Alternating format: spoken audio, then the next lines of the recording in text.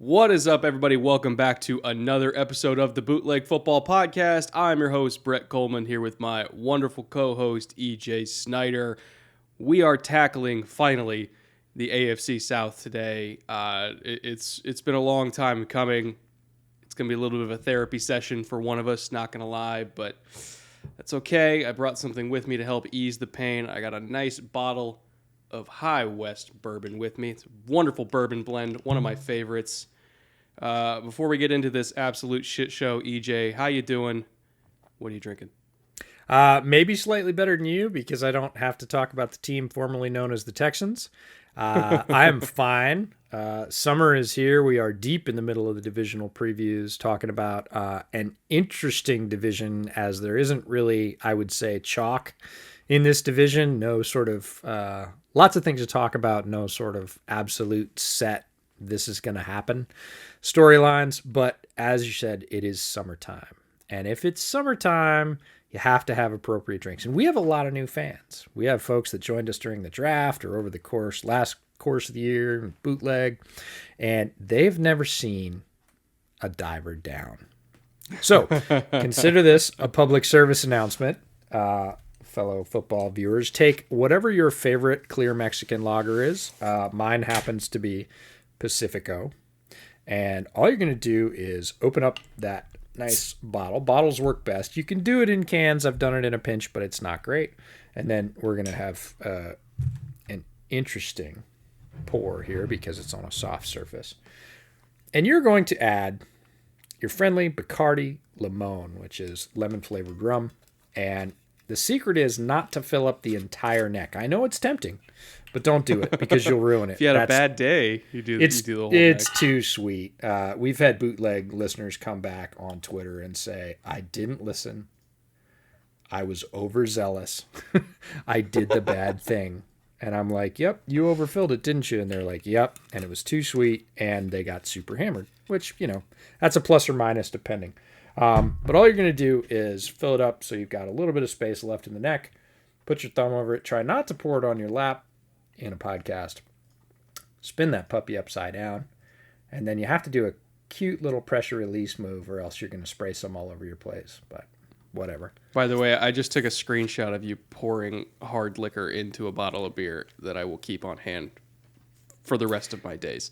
And that's it. Once you've done that, you will never drink your plain clear Mexican lager by itself ever again because this is better. However, public service announcement, warning, it's 2 drinks in 1 bottle.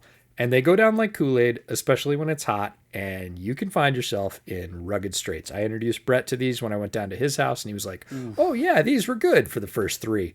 And then film watching got a little bit sloppy after that. We tried to stand up. It didn't go too well.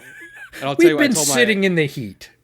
I told my buddy about these, and they were making them while they were out playing golf in 92-degree weather. No. Got a little messy. Messy. Did they finish? Did they go more than 9 holes? Because that would be rough. I'd be stunned if they finished. To be honest, I don't know. That's a lot. And we have the Bears sleeve koozie to go with it. So we're all about it. All about it. All right, EJ, what do you say we get into the Fightin' Easter Bees, the team formerly known as the Houston Texans? I've almost become like emotionally disassociated with this franchise. I almost don't care anymore because there's really nothing left for me there. JJ's gone. Andre wants nothing to do with the team. Hopkins is in Arizona. Deshaun is whatever the fuck Deshaun is. I mean, he's never going to play for the team again, whether it's from his own choice or from, law enforcement's choice. I guess we'll find out. There's nothing left. Like all of the good feelings I had in the early 2010s where, we had Gary Kubiak, who's just like a good guy to root for. Obviously, it was time to move on at a certain point, but no Texans fan rooted against Gary Kubiak. He was a great, great man. We had Wade Phillips at DC. Like there was so much to be happy about for the future of the franchise not that long ago.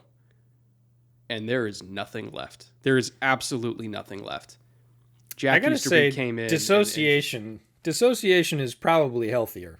Like at this point, as a pure health choice, dissociation from whatever the Texans have become, and we're jokingly referring to them as the Fighting Easterbees, but it is really the franchise formerly known as the Texans. As you said, the alums want nothing to do with it. We'll talk about the roster. There has been heavy change over there, as is typical when you bring in a new general manager and a new coach. We talked about that.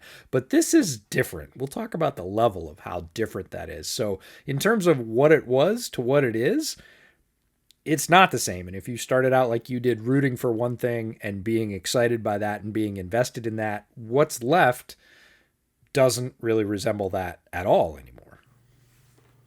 It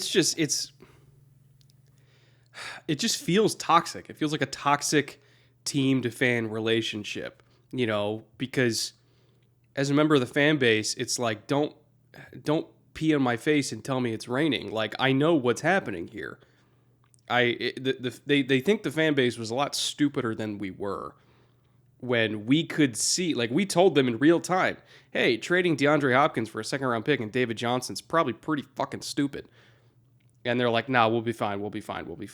It's like, not firing Bill O'Brien after he lost a 24-point lead to Kansas City's pretty fucking stupid. You should hire the offensive coordinator for the other team that just beat them because he's a pretty good coach.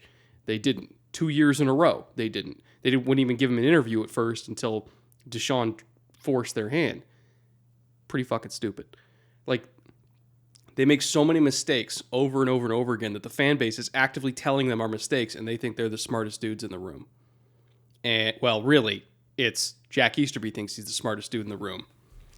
And he has his fangs in the leadership. Well, I use leadership, that term loosely.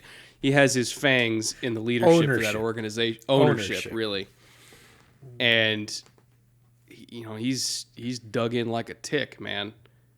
And it's so many of the mistakes that this organization has made can be traced back to Jack Easterby, and he hasn't even been there that long. We're talking only a few year period where he came in and then quickly ascended to basically being the guy in charge of the team. Players don't like him. A lot of the staff that works in that building don't like him. I know that for a fact. Media doesn't like him. But the one guy that matters, which is, the McNair family, they like him. And so as long as Jack Easterby is there is no hope for that franchise because he runs the team and he doesn't know how to run a football team. So I'm not investing any emotional energy in the Texans anymore at all.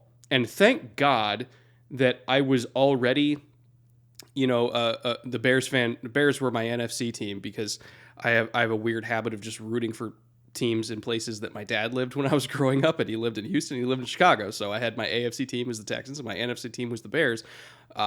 Texans were my main team, but the Bears were just waiting with arms wide open as soon as they took Justin Fields, and it's like, all right, I'm here. Let's go. I'm ready to embrace Bears fandom because I feel now more emotional connection to the Bears with all of the players they have that I love than I have emotional connection to the Texans.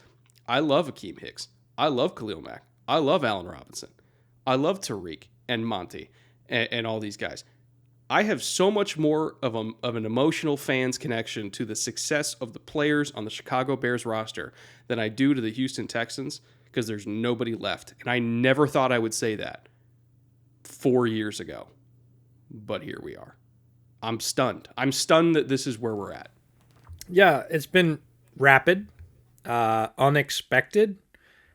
I would say overwhelmingly negative. It's hard to point to decisions that Jack Easterby made or the results of those decisions that worked out for the Texans. Like, hey, did any of them? Yeah, that's kind of the thing. And that's a little stunning just as it is, right? With probability, with a coin flip, you're figuring, well, there's likelihood that I could get good or bad. Pretty much all the way along, almost every step, hasn't been a thing that's been better for the team. In fact, it's been the other thing. And you stack enough of those on top of each other, and Easterby has stacked a lot of them in, again, a very short period of time, 3-ish years, and turned what was once an aspiring franchise with some hope. Look, you've got your quarterback in place. There's some things you could do to surround him to make another run. He's young. You got plenty of years left to do that. Like, that's a hopeful position for a fan base to be in. And we're now at a completely opposite point. I don't know anybody that was a Texans fan that was super excited that's like, well, I'm going to give this Easterby guy a chance to wait. Maybe 2 years from now, this rebuild will come together and they'll be whooping people. And look, it's the NFL. Stranger things have happened. Do I think that's in any way likely? And the answer is, I really don't. I really think Houston is bouncing off the bottom of the league right now, and with good reason. They're the early favorite to be the first overall pick, and for good reason. Why don't we start off going through our coaching staff review? These are the souls unfortunate enough to be associated with this team at the moment. We'll see how long that lasts. Nick Caserio brought in, finally, I guess, this is take 2, bringing in Nick Caserio to be the general manager. He's in his first year there. David Culley seemed to be the only assistant coach around the league willing to take the job. More power to him. I mean, it's a big payday for him, and he's in his mid-60s, so fully guaranteed contracts for a head coach. He can just take this big payday and then kind of walk off into the sunset. Great for him to secure the bag, and also he seems like a good dude. I have nothing against David Culley, but let's be honest, there was a lot other better candidates for the job, just none of them wanted it. Jack Easterby is going to be there forever. And then we have Lovie Smith, who's assistant head coach and defensive coordinator in his first year, and then Tim Kelly sticking with the team as offensive coordinator. It's kind of like the island of misfit toys here. I don't really see how any of these dudes fit together. I guess Nick Caserio could survive this because, he signed, I think it was a 6-year deal, if I remember correctly. So, he's in it for the long haul, and they sacrificed basically everything to get him because all of this stuff started with, Easterby trying to recruit Caserio, and then the tampering charges were filed and everything like that, and it led to all this other stuff that happened. They basically were holding out for Caserio for 2 or 3 years. And even if stuff goes south and this team wins 10% of their games over the next couple of years, he's not going to get fired because they gave up so much equity to bring him in. So he's probably the only one here that's safe no matter what, other than Jack. David Culley, again, I think he's a placeholder. Lovey, placeholder. And then Tim Kelly, this is an audition for him to go somewhere else. Because I think Tim Kelly is a legitimately good coach. But again, I don't think he's going to stick here long term, either of his own volition or just from the natural turnover that I expect for this team in a couple years after they go through this dumpster fire of a next couple seasons. I don't know what to make of this staff, man. How do you get excited about this? I don't know how you get excited about this. I don't know what you do. And Cully was the last man standing. It was a bit like musical chairs, and everybody else that was a head coaching candidate that came through the Texans got a chair with their team. Most of them stayed with their team or went to other teams. And Cully was like, hey. And they were like, would you do it? And he was like, yeah. And for the reasons you said, was he the most qualified? No. Was he the most well-known? Absolutely not. Does he seem like a decent guy? He actually does, right? I hope for him that this works out in some way or another. But to be honest, he was literally the last guy that would take the job, or the first guy that would not leave the Texans in the lurch. This is not a positive. This is just eliminate everybody else, and there's one guy left, and that guy agreed to come in. So when you've got that as your head coach, it's difficult. He can lean on Lovey, a lot of experience there, but look, Lovey hasn't inspired a lot as a head coach. He's been the head coach at Illinois, and he's underachieved there. He had a lot of athletes, And Illinois never seemed like they were in the Big Ten race. Ask any Illinois fan if they're like really upset that Lovey left. The answer is no. He's a good coach. He relates to young men really well in terms of wanting to develop them and being a solid figure at the head of your program. But in terms of a football coach, I think the common perception around the NFL is that the NFL has passed Lovie Smith by. And if he's going to make a mark this year, he's going to have to counter that impression. He's going to have to see where trends are going. And by all the comments he's made so far, that doesn't sound like the way he's leaning. Lovey does not look like he's diving back in to try and be cutting edge or even keep up.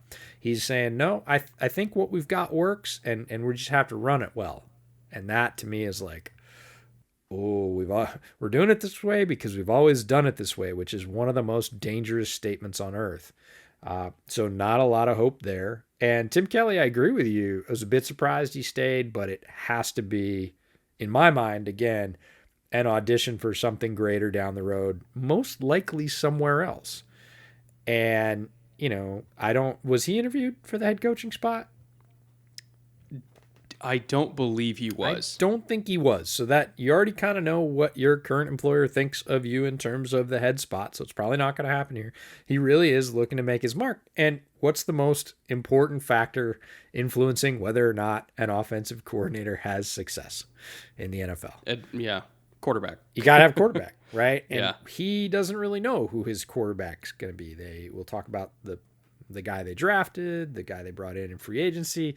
Neither one is kind of the guy you're automatically leaning on and saying, oh no, this guy's our day one absolute starter and he's going to be there for 16 games. So Tim Kelly's going to be working with a rotating cast at the game's most important position, and it's going to be difficult for him to achieve success, especially with all the tumult and flux that we're going to talk about on the rest of the team, right? Football's still a team sport. I know we talk about the quarterback a lot, and rightfully so. But both halves or all three phases have to support each other. And looking at this, I wouldn't bet folding money that the offense is really going to prop up the defense or vice versa, given the questions on both sides of the ball and all the change. So it's not a staff. It's not a setup. It's not a team as a unit overall that says that's going to be a tough out. When you look at what they have on paper, and paper's different than what shows up on grass, but if you look at what they have on paper, you go, this is the easy week on our schedule. Going back to the Lovey thing about the league passing him by, you made a really good point. Now, there has been some discussion in Texan circles, which I still look at regularly because that's all my friends, and we talk about Texans football. But they're like, okay, well, you look at kind of the meta of defense, and everything's kind of working towards playing two high structures. You look at what Vic does, Staley decides going to do in Chicago. You're playing two high structures. You're playing quarters. You're playing, you're basically keeping stuff in front of you, and you have to have safeties that can match up in man coverage and also be able to play the run from depth. And so it's like, okay, well, if Lovie Smith, one of the fathers of Tampa 2, likes playing in two high structures, theoretically it should be fine, right? Well, they don't play it the same way that Staley and Vic does. They're not doing a whole lot of match quarters. They're not doing a lot of tight front. They're pretty much like, we are playing 4-3 over and 4-3 under, and that's about it. You're not going to see tight. You're not going to see double twos. And the thing is, if you're playing a two high structure and teams are going to run the ball at you, you need to do something other than just playing an overfront or an underfront to give yourself an advantage in fitting the run. Or else teams are going to know that, hey, they're just basically shooting to get a run through with the will.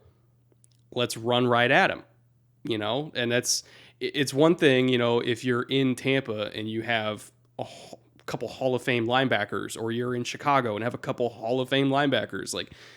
If you don't have amazing, incredible linebackers, you're not going to be able to stop the run consistently from too high. The Texans don't have amazing, incredible linebackers on the inside. I don't know. I feel like in order to be able to stop the run from a too high shell, you need to have a player that can, for lack of a better term, steal you a gap. You know, when they were doing it with LA last year, they had Aaron Donald, who basically counts for a gap and a half every single play. You know, I talked about Derek Brooks, Urlacher, where it's like, hey, if you're even up in the numbers, these guys can beat blocks and make a play and give you an advantage even when you don't have an advantage. Texans don't have that kind of guy. Like, they have a couple guys that maybe have a chance eventually. But, I mean, God, like Zach Cunningham is your best linebacker, and you're putting him with Grugier Hill. Neither one of them are Derek Brooks. Sorry. Like, I like Zach Cunningham, but he's not Derek Brooks. I don't know. I feel like, yes, Lovie Smith does play some stuff that theoretically would match up with the modern defensive meta, but they do it so differently than the coaches that make that stuff work that I'm not just going to blindly trust that too high equals good, because not everybody runs too high the same way. No, devil's in the details on this one. You're absolutely right that you can say theoretically they come from the same place. It ain't the same. And one thing about Lovey that even he experienced in the end of his Chicago tenure before he, took a break and ended up back at Illinois was predictability, right? He wasn't a guy that was going to break from the norm very much. You knew what you were getting from the Bears. You knew what they were going to run. And if you're going to be predictable, you better have some athletes, like a bunch of good ones. Those Chicago defenses had a lot of very good athletes in key positions. Guys that were Pro Bowlers, guys that were Hall of Famers. And the Texans defense, when you look end to end, is not full of those guys, right? So typically, if you have that kind of roster, you're going to have to scheme them up a little bit, right? You're going to have to use motion, disguise, rotation to put guys in position to make better plays, because they're not just amazing athletes who are going to take up an extra half a gap. That doesn't match up. So the sort of coaching philosophy and the predictability and the roster don't mesh together like this to give you an overall product. And if I was a Texans fan, I'd be a little bit nervous about the defense. Well, I'd be a lot nervous about the defense, let me be honest. And some teams are like, okay, well, the Seahawks got away with playing base against 11 personnel. It's like, well, yeah, they had KJ Wright and Bobby Wagner. Like, it's not a fair comparison. Like, when you have talent that's going to be in your Ring of Honor someday, you can get away with some shit. Like, I don't know. Mm-hmm. I think people just need context for this. It's not all the same. But anyway, moving on to their draft. Very few picks. Might have been the fewest in the league, because they only had 5. Oh, no, Seahawks had 3, so that was the fewest. But correct. One of the fewest in the league.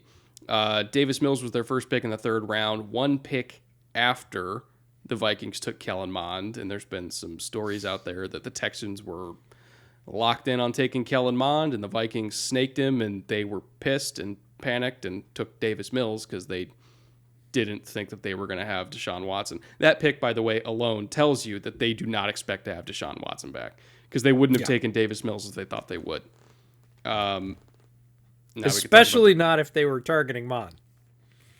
Yes, especially not if they were targeting Mond. Deshaun Watson's not playing for the Texans this season. 90% chance. Not 100% chance, but a 90% chance he's not playing for the season. And that pick proves it. Plus, they brought in, Tyrod Taylor, where it's like, okay, he's really not playing for the Texans then. Later in that round, Nico Collins. This was the pick I probably liked the most. Really talented, go up and get it, jump ball receiver. He kind of slimmed down. We saw that at the Senior Bowl. I think he lost 15 pounds, if I remember correctly. Went from about 225 to 210, again, if memory serves. And, I mean, he looked really good running routes out there. It looked like he had a lot more vertical burst, in addition to still being a really good jump ball guy. Great hands, deceptive after the catch. I'm a fan of Nico Collins' game. He was one of my favorite kind of mid-tier receivers. So I felt like that was a pretty good pick for them. Brevin Jordan went in the 5th round. A lot of people thought that was maybe late for him. I thought that was about right. He was kind of billed as like this year's athletic, undersized tight end, except he wasn't that athletic. So that pretty much just left him with being undersized. So for me, I think he's an H-back. Maybe best case scenario, he becomes like Walmart Delaney Walker. But again, that is best case scenario. getting him in the 5th round. And again, he plays hard. I think he's going to be a really good contributor on special teams, but I don't necessarily see him being like a game-changing option on offense. Regardless of what his highlights at Miami say, the athleticism is not comparable to, say, a Delaney Walker. Garrett Wallow, again, undersized, 6 foot, 215. Kind of remind me of Grant Stewart from Houston, who we talked about last week, where it's like really small, not super fast, but great instincts. So that to me screams special teams, because if you're going to be that small, you need to have some exceptional physical ability, and he does not. Instincts can only get you so far. Eventually, you got to stack and shed on Quentin Nelson. I don't ever see him doing that, so I think he's a special teamer. And then Roy Lopez, I actually like this pick as well in the 6th round. Your best hope is that he becomes Timmy Jernigan. Like, that's probably his absolute max ceiling is Timmy Jernigan. Not saying he'll get there, but I think he does have potential. He's kind of like that sawed-off, 315-pound body that he's kind of hard to dig out because he's short and round and strong. I think he's got potential to make this team be a contributor. I actually kind of like the defensive line rotation they've built over the last couple of years with Omedehu and Blacklock. They brought in Malik Collins, who we'll talk about in a minute, and then Roy Lopez, I think, has a legit shot to make the team. Overall, like, considering it was 5 picks, okay, you're picking up a couple guys for special teams. You're picking up a developmental defensive tackle. You got a really good receiver in Nico Collins. The Davis Mills pick, I don't like it, but their back was against the wall, so I can understand why they did it. I wouldn't have done it because I just don't think he's a very good prospect, but I understand why. And if he's a backup to Taylor and he's just sitting on the bench and giving you another guy in the room, again, they had no real choices here because of the Deshaun situation. So I'm not going to knock them too hard for it. But in a vacuum, I did not think that he was a good enough player to be taken in the first 3 picks of the 3rd round. I don't know. That's where I stand on their draft. What say you? Yeah, I didn't dislike really any of their selections. I'm with you on Mills. I can completely understand the reasoning. I can say why they did it, and I can also say I wouldn't have done that. Right? I would have run with Tyrod, or I would have done something else. Like Davis Mills, we talked a lot about it. We talked about Davis Mills with Mark Schofield when he was on the pod. Definitely a divisive prospect, and go back and watch the UCLA game. He played great and he played terrible in the very same game. You see the very best of Davis Mills and you see those are the things he's going to have to clean up if he's going to be a productive quarterback. I fell on the side of thinking Davis Mills was a little bit overrated in the draft, but this was a quarterback heavy draft at the top, and after that the drop off was pretty severe. Like, I liked Mon was gone. After that, it's kind of a don't pick one till later category for me. Yeah. They pick him with their very first pick. Again, they only had 5 picks. It was their top pick. It's still in the 3rd round. Let's keep it in perspective. Didn't start off the draft with a bang for me. Let's put it that way. Nico Collins, we both like. I think Nico Collins is comparable in some ways to T. Higgins. I think T. Higgins is a little bit better than him, but a very similar game. He's going to go down the sideline. He can win those routes. He's athletic. He's tall. He gets up. He high points the ball. He's pretty physical. We saw him a little bit quicker at the Senior Bowl. I like that. I think he has room to develop, and I don't think there's a ton of threats on this receiving core that, a year and a half, 2 years from now are kind of going to get in Nico Collins' way if he continues to develop. I think he can be a pretty good number 2 wide receiver in the NFL. So I like that. Brevin Jordan, 5th round. I would have said somewhere between the 4th and the 5th again because it was a weak tight end class overall. Brevin Jordan had some athleticism, but he was not where he was billed preseason. He got built up as that great, flashy, sort of number 2 move tight end who's going to be dynamic and get you a bunch of yards. And when you looked at his tape, he was some of that. He was not all that. I think he's got a decent chance to develop into a very solid number 2 tight end. But he is not going to blow you away on the athletic scale, and he's not going to be that great yak guy down the field either. He's not super flexible. He is athletic, he is fast, he does have burst, he can jump, but he didn't even put it all together at Miami, and the level of competition's going up. So I think the H-back designation is a decent one for him. I didn't dislike the pick. Again, it's in the 5th round. Talented player still on the board. Go ahead, go get him. Garrett Wallow was not my favorite guy in this draft. I thought he played really hard. He is undersized and he plays that way. He's not one of those super small players that plays way bigger than his size. And you look up his size at 215 or 220 and you're like, man, I thought he was 240, man. He was, whacking those running, but no, he plays small. He runs around. He is active. I like Stewart better because Stewart just made more plays.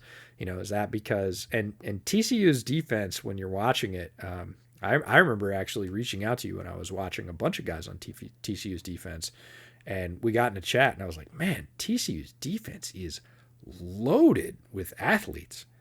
Like, they've got guys who not only came out this year, I mean, both safeties ended up in the league. The 2019 defense, when you look back on it, like 80% of those dudes are going to be in the NFL. Yeah, and this defense, even though they got guys drafted this year, like Wallow, and there's both safety, well, one of their safeties, I think both safeties should have been drafted, but that's another story. You're looking at the guys on the line and going, man, they just graduated a guy last year. It was a high draft pick, and they've got guys who are better than that. Like, who's this guy? I'm looking up underclassmen on their roster going, who's this guy? He's making plays all over the place. And, the corners were good. Safeties were good. And, Wallow was, I think, probably one of the worst athletes on the field. And he still got drafted. That TCU defense is loaded, but I just didn't think Wallow had a lot of impact. A lot of people said, oh, late round gem as a smaller linebacker, you're going to love him, blah, blah, blah. Didn't love him. So, again, I think special teams is the role for him. And Lopez, I don't think I ever would have compared him to Timmy Jernigan. Maybe ever. I don't dislike him, but I think 6th round was correct. He can be a nice rotational piece. He doesn't have to come in and be a key cornerstone piece for them on the defensive line because they have collected a lot of assets over the last couple of years, and they do have a decent rotation there.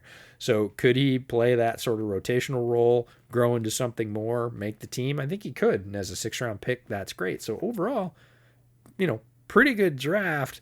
It's when, again, you put some nuance and some context to it, and you put this draft in the context of where the organization is and what they really needed given their current sort of gaps, and you go, is it enough? Right? It's not enough. That's the thing. But they also didn't have any assets because they're in a rough spot. they just don't have any assets. Yeah. Because they traded how did they lose? So it was the Tunsil pick that cost them the 1st round pick. And I think the 2nd round pick was also the Tunsil pick? Or the Tunsil trade? Or was that the Brandon Cooks trade?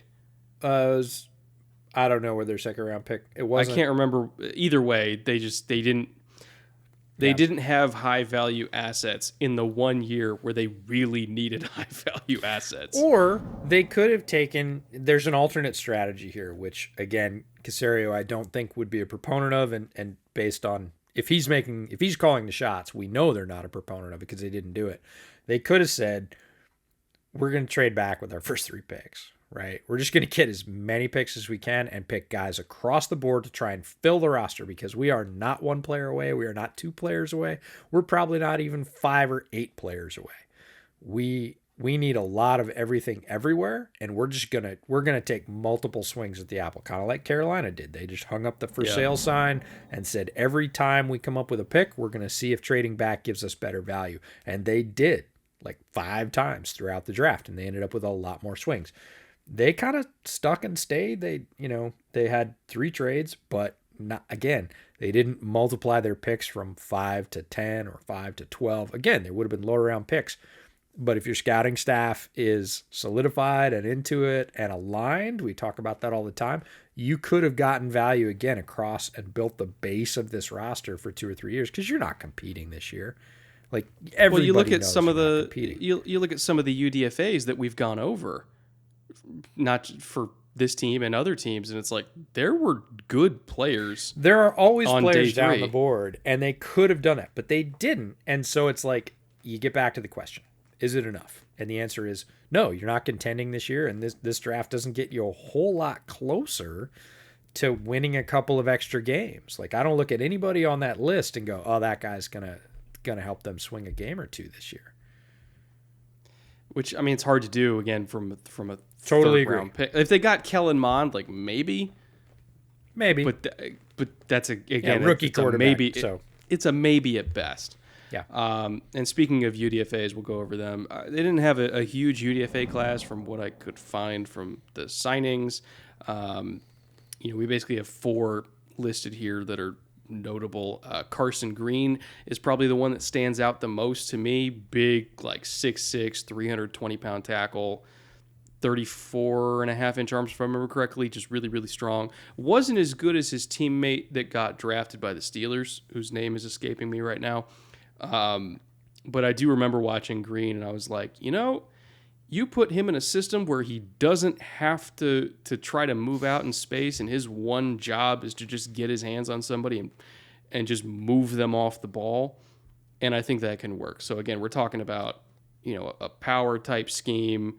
You're running inside zone, something where he doesn't have to either arc release to the second level. He doesn't have to try to reach block a 5 technique, something where he doesn't have to move laterally that much, and he can just focus on getting his hands on dudes, down block, crush the entire side of a defensive line. I think he can have success there. Pass protection, it's an issue. Guys his size that don't have the nimble feet to go with it, but also don't entirely know how to use their length yet, can really struggle. We've seen a lot of tackles that are 6'6", 320 with really long arms fail in the league because even though they have those dimensions, they don't have good feet and they don't have good hand placement. He's got work to do there. That's why he went undrafted. But I think he does have tools, and I think he has a shot to make the roster. I don't know about the rest of these guys in terms of being able to make the team, but Carson Green's the one for me that kind of makes sense there. Yeah, I like the center that played with Carson Green, Ryan McCollum. Again, as a developmental guy, is he going to come in and start at center right away? I would hope not, but no matter who your team is. Is he a guy that with a year or two in the league could be a very capable backup swing interior lineman? I think he can. He's smart. He's tough. He has his limitations, but that line was pretty effective at Texas A&M. So I like McCollum. Don't love him, but as a UDFA, absolutely feel great taking a swing on him. And Marlon Williams is a really interesting player. This is a guy that is a tank as a wide receiver. He is short, and he loves to run dudes over. He plays like a running back. First thing I saw on his tape was ran a lot of crossing routes at Central Florida. Very solid catching the ball. Again, not spectacular, not super athletic in terms of like really rangy, and not really crazy nimble, but compact and tough. Like tough. Just runs like a tank, bounces off guys, runs over guys. I'm looking at his dimensions right now. He's 5'11", 210. Yep. Which and is runs thicker. Through guys to the sideline. Yeah. Like play. And again, we talked about small and plays bigger. I would have said he was 5'10", 220. Like, he is stout and he uses it. He is a battering ram. He's fun to watch. You don't see very many wide receivers that kind of crave contact and initiate contact like that. Marlon Williams, I'd be fascinated. I didn't dig into his background, but I'd wonder if he doesn't have some running back in junior football or maybe high school or something, because he plays like a running back with a ball in his hands. And 210 is bigger than a lot of 5'11" running backs. A lot of running backs that are in the 5'10", 5'11" range, you'll see they're 205, something like that. Every once in a while, there'll be a Doug Martin that's like 5'10", 225. But at least in the modern era right now, a lot of the smaller running backs are slimmer so that they can get work as either like scat backs, hybrid players, that kind of stuff. 5'11", 210, solid running back measurements. But again, as you said, he plays receiver. So he plays like that. He is a bowling ball on film. Yeah. He is a battering ram, a bowling ball, whatever you want to call it. He will find a guy on the sidelines, give him a forearm shiver, and try and get upfield. He's not one of those guys that just sort of tiptoes out of bounds. So interesting player. Is he going to crack their receiving roster? I don't know, but he was a fun player to scout, and it'll be interesting to see. And he was really reliable, right? He was in the right place, caught the ball all the time. But man, just a physical dude. Now, looking at their free agents, they have 33 of them.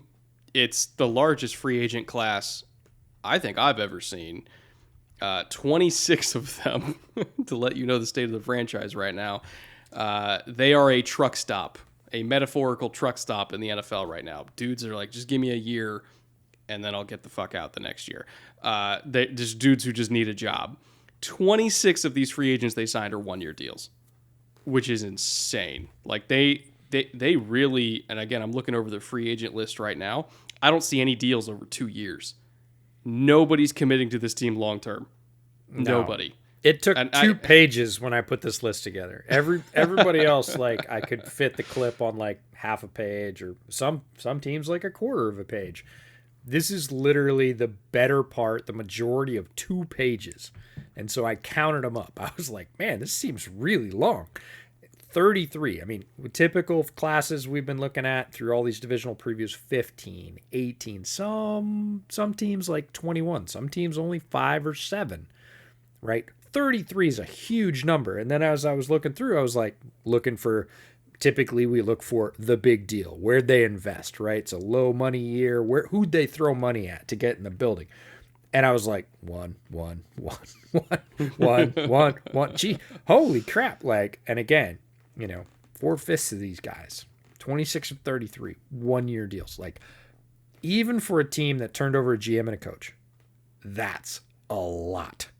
I think the best players they signed, I just kind of take, again, it's hard to narrow it down because there's so damn many.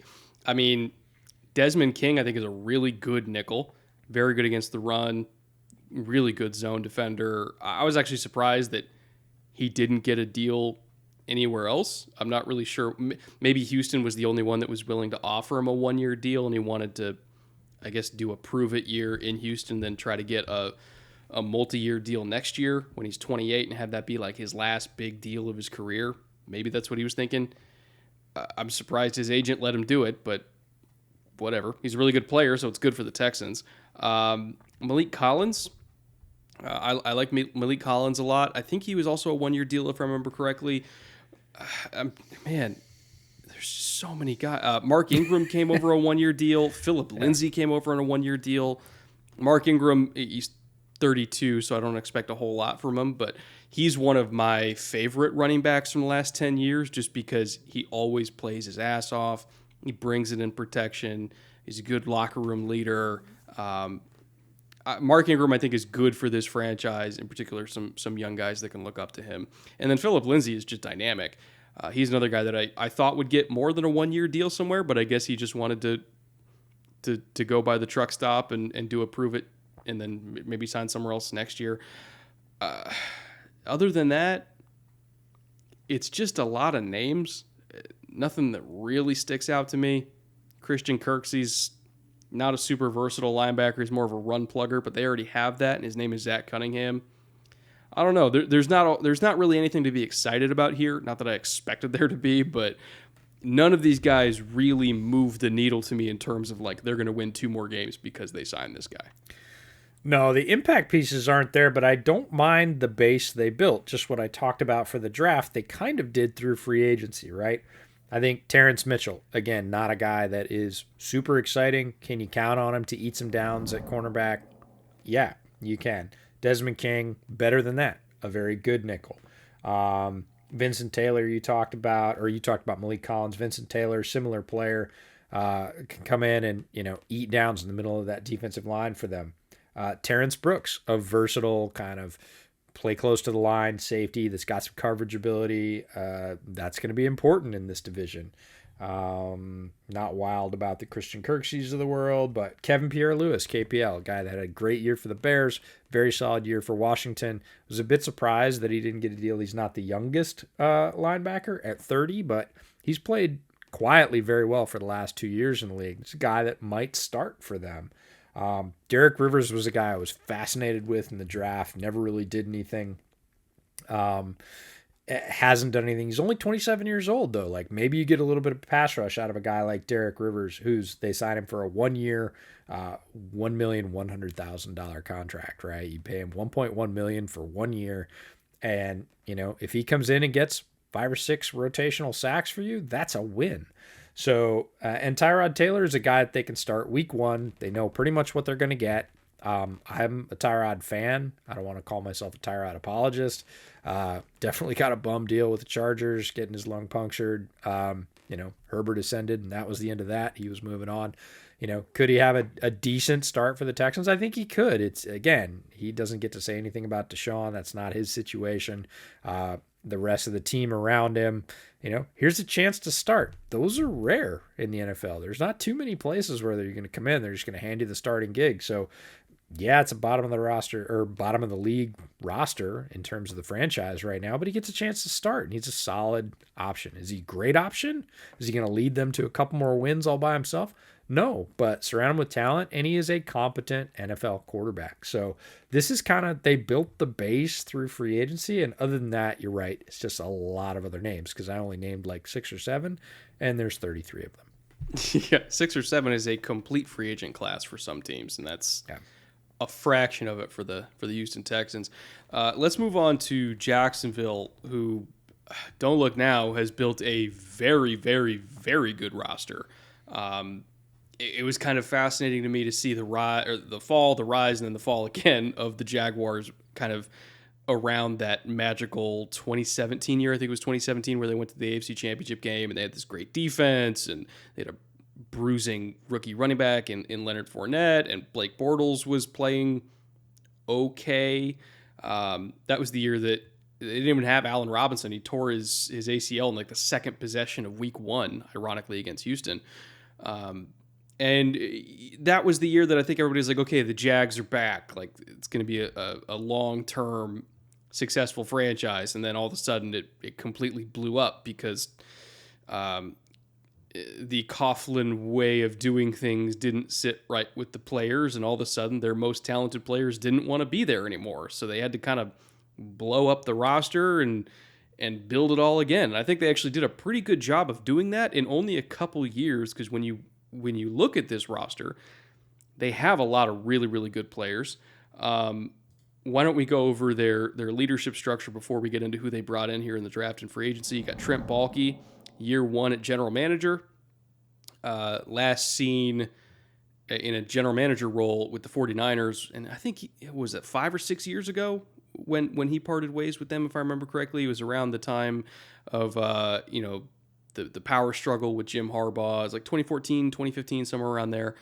But he contributed to building a very talented team there as well.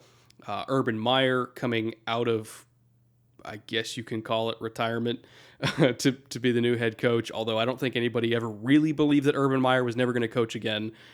Everybody kind of knew that he was in the media for a couple of years and he was waiting for another job opportunity. All of a sudden, Jacksonville comes calling. They have the first overall pick. There happens to be a guy named Trevor Lawrence who's going to be the first overall pick. He's like, well, if there was ever a job to walk into that was going to be successful, it's that one. So Urban came out of media retirement to be the head coach. Charlie Strong, and I love Charlie Strong. He's their assistant head coach and linebackers coach, and he's a very, very, very good linebackers coach. He kind of cut his teeth in the coaching profession doing defensive line and particularly linebackers. Last year, heavily contributed to Alabama as an analyst, which really basically means he contributed to game plans. He did quality control stuff. He worked with the linebacker room as well, which is why they brought in Dylan Moses as their UDFA, because he worked with Dylan Moses and loved him, obviously.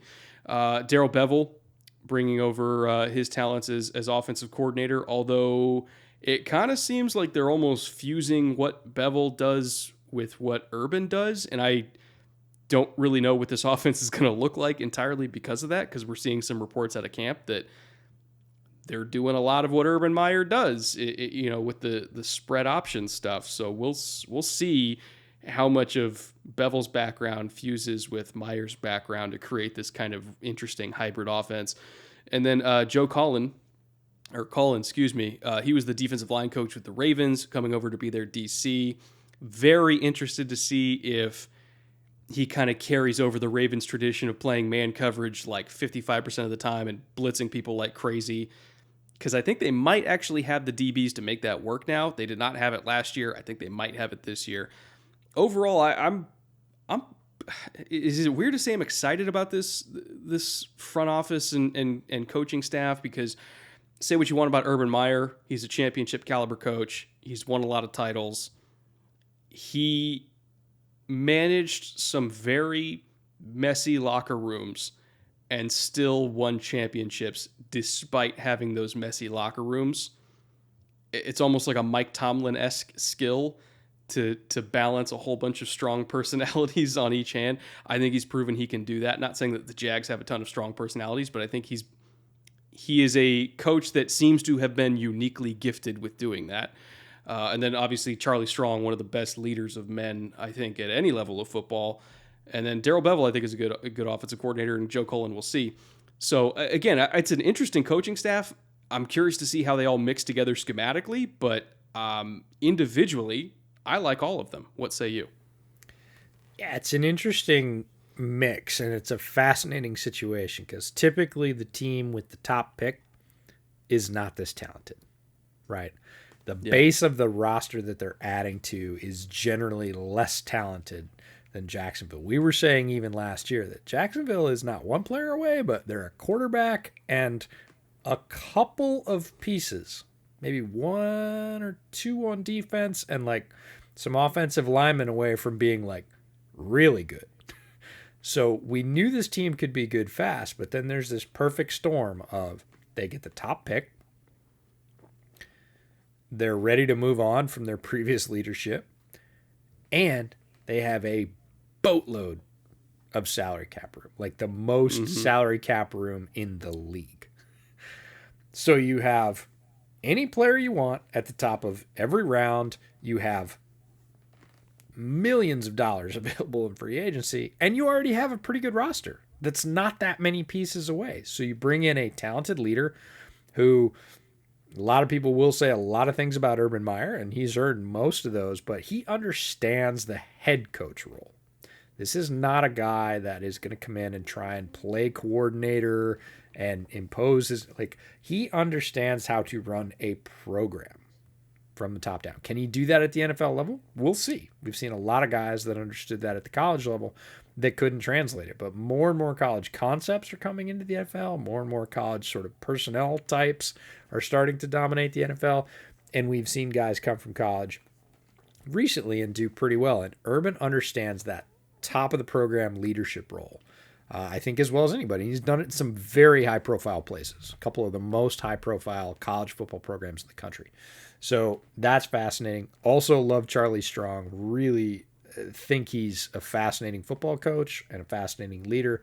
Bevell, I think, like, could have had a lot more going on in Seattle if he wasn't up against a coach that was trying to be more of a coordinator, right? Wasn't necessarily Darrell Bevel's shortcomings that caused a lot of the Hawks' issues when he was there. So fascinated to see what he can do because, again, the skill positions in Jacksonville are loaded. They have a wide receiving core that we liked last year, and they've added to it. We had a running back that we really liked last year. They added to it up high. They now have a guy as a signal caller that is very, very talented, more so than anybody that's been on the roster in a few years for sure, maybe ever. We'll see. And I mean, is it? I don't think it's crazy to say that Trevor Lawrence is the most gifted quarterback already in franchise history, and that's gifted, and they've had some dudes. They've had some dudes, but no, I like Brunell. Like, I'm a Mark Brunell guy, and those teams that he quarterbacked down there should not be underestimated with Fred Taylor, and like those were really good teams. Oh God, Fred Taylor. Oh, Fred Taylor, Keenan McCardell, like Jimmy Smith, like they had guys. Like those teams were really good. So I'm not going to say he's the best quarterback in franchise history. Most gifted, like, yeah, Trevor could do things that Mark Brunell couldn't do on his best day. David Garrard had some years. He was an underrated guy. But here's a guy with more, I think, talent right off the boat. Can he maximize that at the NFL level? He seems like he's got a really good head on his shoulders. He seems adaptable. He is really athletic. He is crazy tall. I saw a picture of this is from camp, somebody tossing him a football and he was like reaching to catch it just like before he was going to throw it. I swear to God, it looked like a toy football. It was so small compared to his hand. And then you're like, yeah, Trevor's 6'6". Like, he's a really tall guy. It looked like a little, like, mini promotional football. And it was an NFL ball. So, no, Trevor's got a ton of weapons. We'll talk about that. But I really want to see how they mix. Cullen is probably the dark horse on this staff. what is he going to do? Yeah, you talked about the offensive mix and how much of Urban's concepts are going to be on Bevel and how are they going to mesh. That's interesting, but Cullen is, everybody's focusing on the offense, top pick overall, yeah, and rightfully so. But Cullen's the really sort of like, so what's he going to do with the guys they got? And like they low key like got defensive line talent in Jacksonville. Like Josh Allen, I think is a good player. You know, has he lived up to being a top, was it sixth pick? I think it was. He was taken like sixth overall, somewhere around there. I wouldn't say not yet, but I also don't think he's been an abject failure. I think he's a solid player so far that has the talent to be more than solid.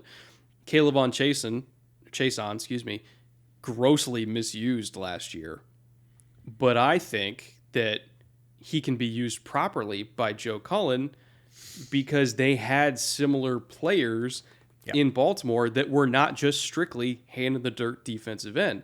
I think like if you use him like they use Tyus Bowser in Baltimore, where it's like he's going backwards sometimes, he's going forward sometimes, he's not just in zone, but they played Tyus in man sometimes. You know, he was standing up. They lined him up as a Mike and had him blitz. Like you move him around like they moved Bowser, which Cullen was there on that staff. Caleb Chason's going to be a really good player. They just horrifically misused him last year, which I warned against when they took him, of please, for the love of God, make him a Sam linebacker that rushes the passer, and they didn't do that. We'll see if they do it now. But they got Devon Hamilton, Shahad Ward. I mean, Malcolm Brown they brought over from New Orleans, who's a really good player. He'll probably start. They drafted Jay Tufele. Like, there's talent here for Cullen to work with. And that's before we even get to the linebackers and the DBs and everything like that. I'm excited to see what he does. Again, I'm not entirely sure what he will do, but there is talent there to allow for some flexibility. Why don't we get in the draft here? Because we've alluded to a lot of these guys. We haven't broken them down yet. They had, 9 total picks, obviously picking at the top of every single round. You got Trevor Lawrence, first overall. We'll expand on him in a second because I think he deserves his own conversation. Travis Etienne at 25th overall, which at first I was like, taking a running back in the first round, but it seems like they're putting him in the H-back role, and the H-back role in Urban Meyer's, shotgun spread is not the H-back role that people typically think of, which is basically another way of saying a move tight end. I think, we think back to like when Aaron Hernandez was used in New England, and people called him an H-back. He blocked a little bit, he caught a lot of passes and everything like that. But in Meyer's true offense, it's less Aaron Hernandez, who also played for Meyer at Florida, and more Percy Harvin, where they're getting carries, he's in the slot. It's less of a blocking position, which a lot of teams use H-backs as, again, as I said, move tight ends, and it's more of a playmaker position. Your Deebo Samuels of the world. And so Travis Etienne playing that role, while James Robinson is really kind of a true, between the tackles, just pound the rock type running back for them. And you got Etienne working the flanks, operating as a slot receiver, again, as a true Urban Meyer H-back, his own Percy Harvin. Now we start to see it make more sense. Would I have taken Elijah Moore for that role? Absolutely. But I can understand why they took Travis Etienne for it, because he already has chemistry with Trevor, and he's also very talented in his own right. The fact that they're not making him the fact that they're not making him directly compete with James Robinson's role in this offense, and they have a plan to put them both on the field at the same time, that I think excites me and I think justifies the pick. Tyson Campbell at the top of round 2. I love Tyson Campbell. I had him going in the first round. I thought he was a better corner prospect than Eric Stokes, his teammate from Georgia, who did go in the first round. Really long, really fast, excellent zone awareness, great ball skills. He's going to be the type of corner that if Joe Cullen wants to play a lot of man coverage, a lot of press man coverage, and blitz his ass off, Tyson's going to allow him to do that. Walker Little, who we haven't seen play in 2-3 years now, very, very gifted tackle prospect out of Stanford. The problem is the last time we saw him play, he was getting his ass kicked by Notre Dame because he was like a sophomore going up against grown-ass men like Khalid Kareem, who just took him out back to the woodshed. How much has he grown since then? We don't know. He hasn't played. He was injured, and then he opted out last year, so basically back-to-back years of not playing. We'll see, but for a second-round pick, you could do worse than getting a really gifted ball of clay tackle like Walker Little. Andre Sisco, one of my favorite safeties in this class. Absolutely incredible range. Hits like a truck. Him going in the third round, shades of Eddie Jackson in terms of value for the athlete to me. I think he's going to be an immediate starter for them. Jay Tufele, fourth round, solid interior presence for them. If I remember, I think you were a big Jay Tufele guy, right? Yeah, okay. The nod tells me everything I need to know. Jordan Smith, little early for me. He's got length, he's got burst, but his hips are stiff as a board. I don't see him as a fourth-round pick. But hey, they can't all be perfect. Luke Farrell, blocking tight end of Ohio State in the fifth round, and then Jalen Camp, a Georgia Tech wide receiver who, full disclosure, I didn't watch him. So kind of going through that list, what was your take of every pick after Trevor Lawrence? Yeah, Lawrence probably doesn't need any introduction to most folks, and if he's half of what they think he was, they will be fine. Etienne didn't sit with me super well. The reports that came out early said wide receiver, and I was like, that sits even worse. If you're going to take a guy at 25 and he's going to be a wide receiver, you don't take Etienne or HN. What are you doing? What you've said about the true H-back role, and you mentioned, Deebo Samuel. I'm thinking Curtis Samuel, who actually played a bunch of that role at Ohio State, right? Yeah, for Urban Meyer. Yeah. For Urban Meyer. So if you think of him like Curtis Samuel and a little bit more like Matt Rule was able to use Curtis Samuel in his first year in Carolina, and you think of HN in that role, oh, okay, and not competing with Robinson. I think that's what most people said is, hey, you got this guy that came out of nowhere. You've got him on a value contract for another couple of years. What are you doing replacing him with a high pick? And you're not. You're adding another factor that the defense has to account for. And I love that. Offense is being multiple and not sort of lining up again and being predictable and saying, no, H.N.'s in the backfield, so he's going to take a carry. Nope, we can split him out wide, and now we can match him up on guys. And look, Travis Etienne, super fast, right? Yeah. His skill is being lightning quick. Go back and watch all of his Clemson highlights. Like that guy, when he gets a seam, can break it. And they have other guys like that on this offense. So now you're starting those multiples, right? How are you going to get enough fast guys on the field to cover, Laviska Shenault and DJ Chark and HN when he splits out wide, and then still have, enough girth to take on Robinson when he's running in the backfield. So I like that pick better. The more time goes on, the more we learn about how that role is going to be utilized. It makes more sense. Let's put it that way. Dude, you could do some split back stuff with them now that I think about it. Like old split back, like, Lawrence is under center. I mean, you could even do him in kind of a quasi pistol if you want to. You got Etienne on one side. You got Robinson on the other side. Both of those guys, I think, have no qualms about lead blocking for each other either. Like, have fun trying to figure out how to fit the run. I mean, you got both of them there, and also Trevor can run. And by the way, you have a freak like DJ Chark and Laviska Shenault on the outside. So if you want to not play two high safeties, they'll throw it down the field on you. Like that would offense. Be fun. The offense, even last year, the third and fourth guy at the wide receiver core, they had Colin Johnson, right, as their sort of jump ball guy at Texas, who's like 6'4", 6'5". Like, that offense had sneaky, low-key, a bunch of pieces last year that just weren't being maximized because they didn't have quarterback, and they didn't really have all the offensive line they needed either. But it was like two pieces away. You could see it. And not only did they add that, but they add a guy like HN, and you're now you're cooking with gas. Now if you have a creative offensive coordinator, he's got a lot of options on every play to just mess with you. Because the same thing, you could now here's a really fun one that I hope we see at some point, right? You run your two-back set out of pistol. Pre-snap motion, HN goes to the slot. Laviska Shenault rotates off the line and replaces him.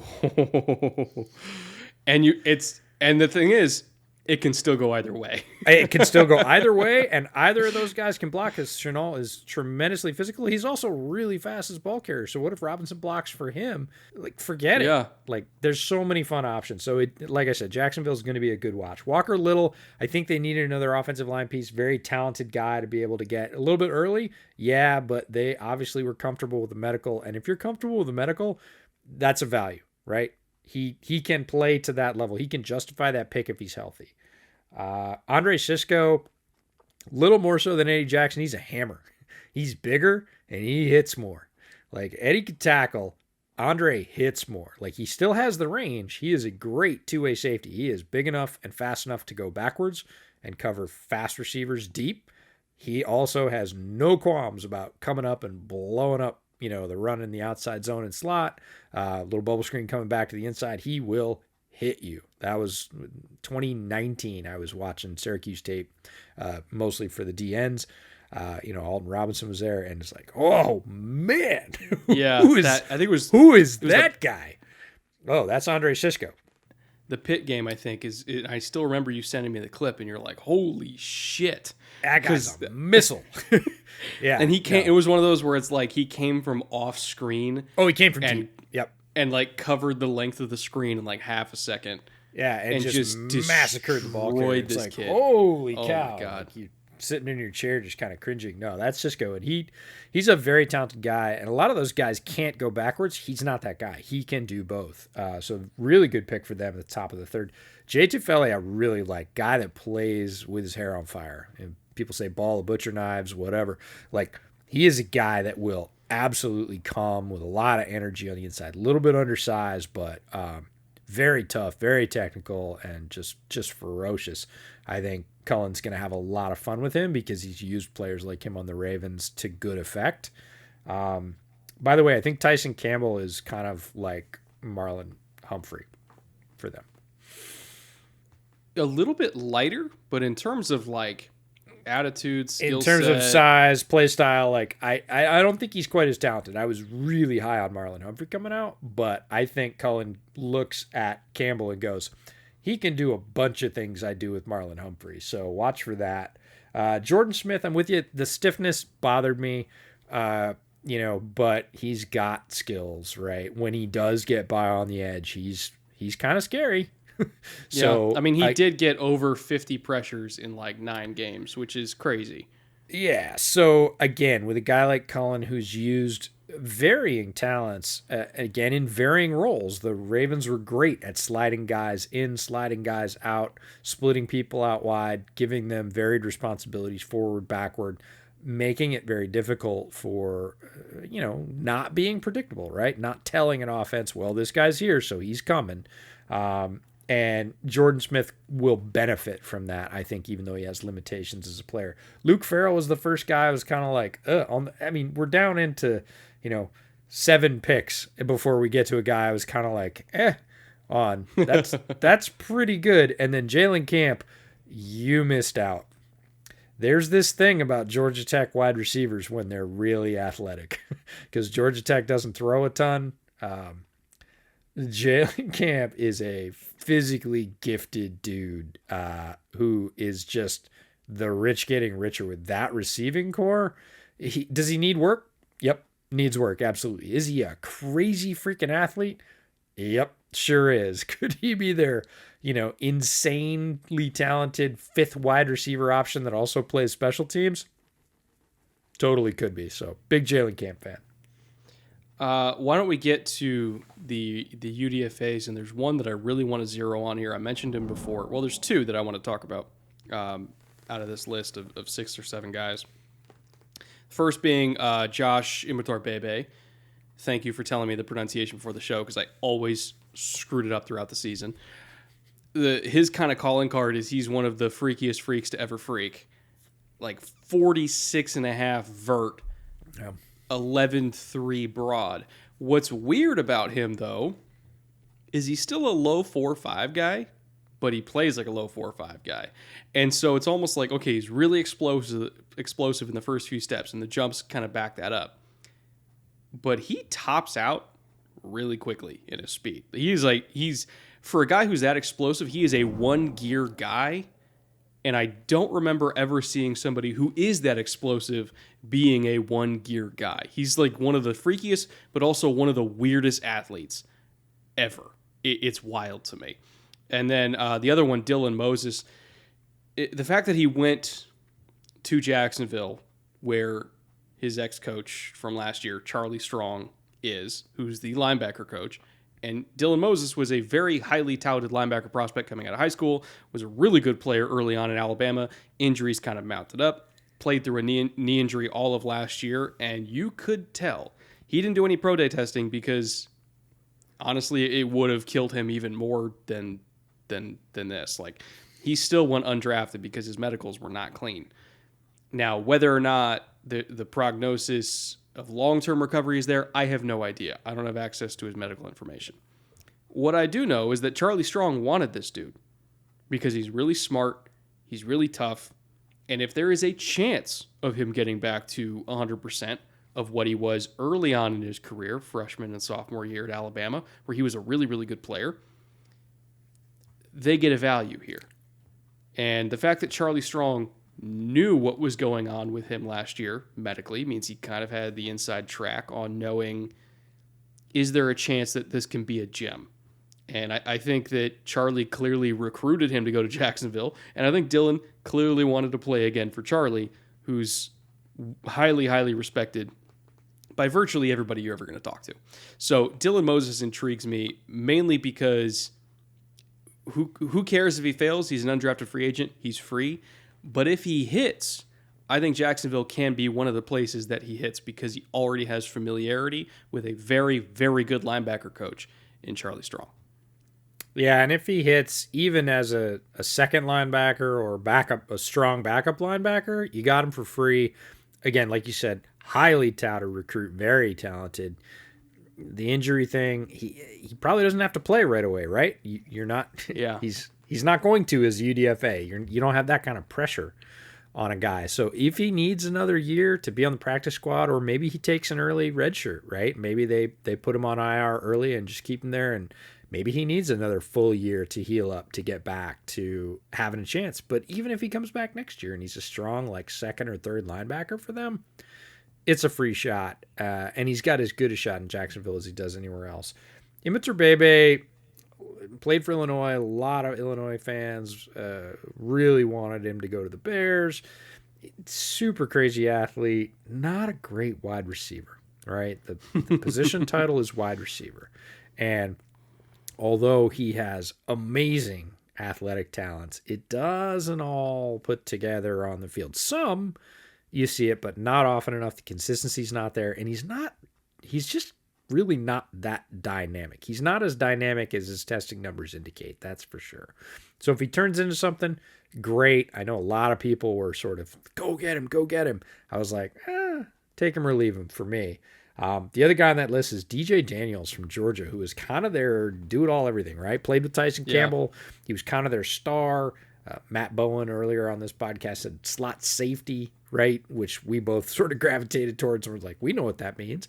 And that's really what he did. He was truly the guy. It used to piss me off to no end that teams would label guys DB on their roster. I was like, what is he? Is he a nickel? Is he a corner? Is he a safety? Like, DJ Daniels is truly a DB, right? He was sort of the fourth or fifth guy in that Georgia secondary. And he's a talented guy. He's a glue guy in the secondary. He can kind of do a little bit of everything. Close to the line. He can play too high. You don't necessarily want him going free safety solo up deep, but he made a lot of plays for Georgia, even in that very talented secondary. Again, both corners drafted early. Safeties go. We've talked about his safety running mate a lot. But just an interesting guy to get, again, for free. And they sort of loaded up in the secondary, right? We're going to talk about free agency in a minute. They went out and got corner. And we talk about big money contracts, right? Some of the biggest money they threw in free agency was at a corner. They drafted a corner. They got corners in free agency, in UDFA, right? So they knew that secondary needed some help, and they went after it with everything. Draft, UDFA, free agency. We're gonna shotgun approach this thing and fix it.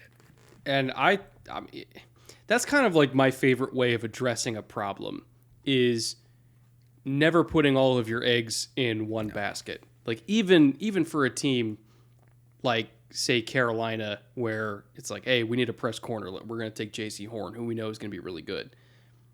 That didn't stop them from taking Keith Taylor from Washington in the 5th round, because they're like, worst case scenario, we at least got 2 guys that we think are really good, and if they both hit, great.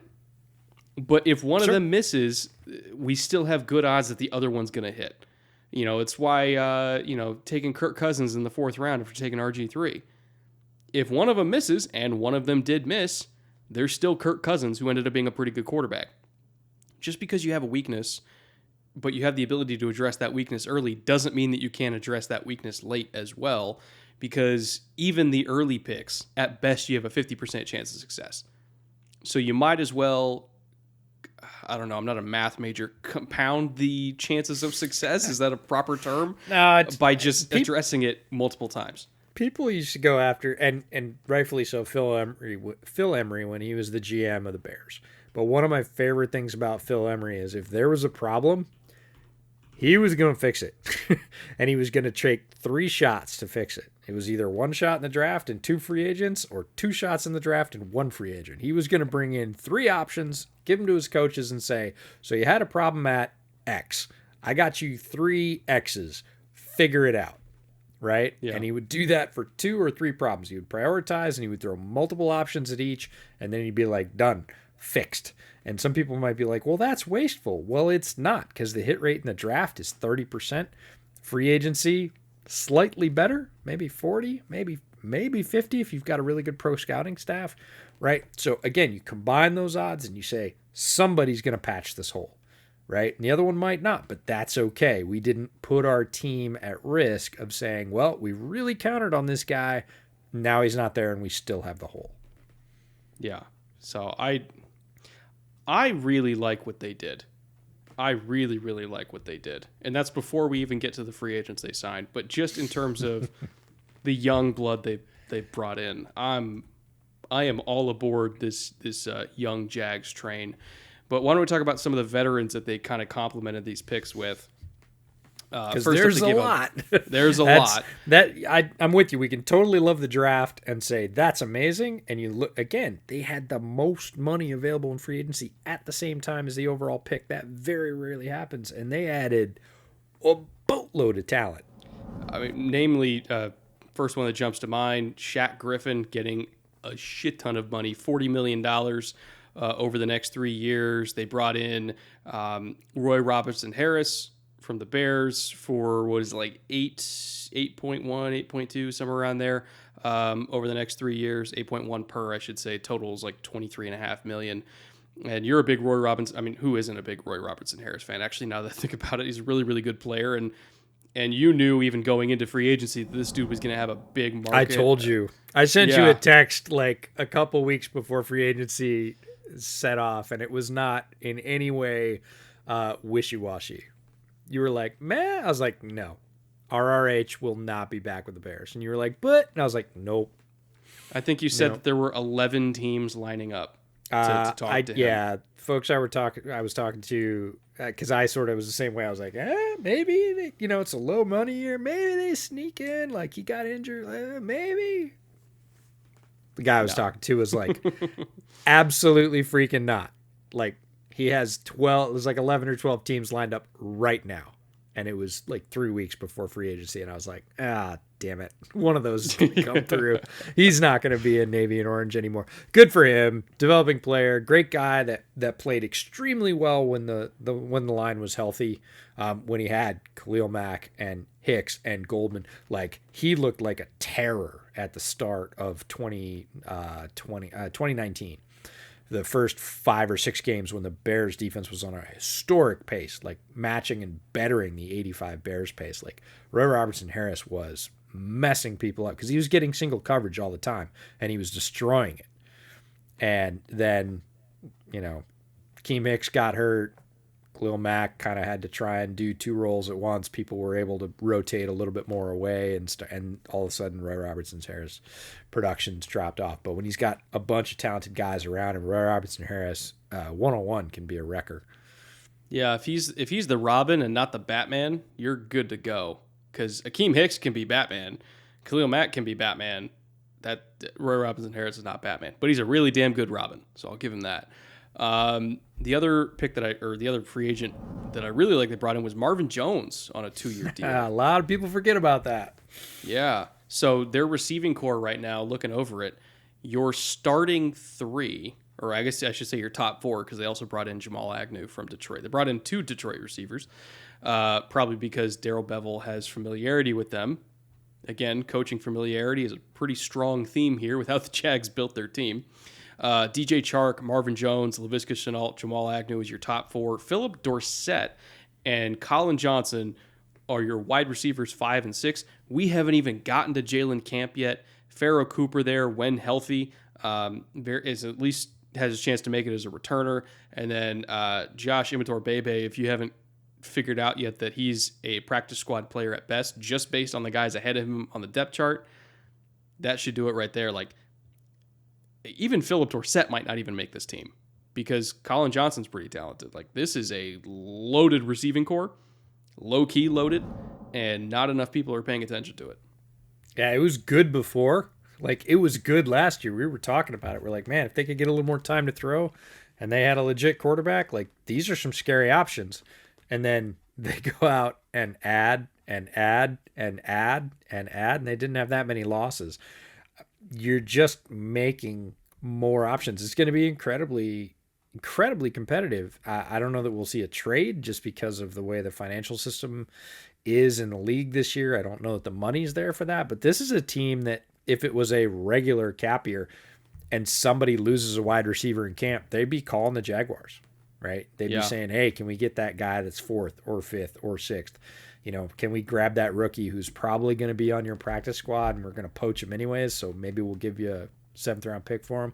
Like, that's the kind of roster you're talking about in Jacksonville now, and I don't think a lot of people appreciate that they're, you know, have multiples at any given position of depth, and wide receiver is one of them, and a lot of people just don't even think about Marvin Jones. They're like, oh yeah, Chark, and you know, they drafted that guy, blah. You know, it's like, And then you talk about, you know, HN being a guy that's rotating into wide receiver on multiple sets, and you're like, forget it. What, like, how are you going to cover all those guys? It's really interesting because, you know, Trevor is a lot of things, but he can distribute the football. He's not a quarterback that locks on. He's not a guy that favors 1 or 2 targets and nobody else gets it. Even in Clemson, we saw him spread the ball around effectively. He can hit the guy that's open. There's going to be guys open.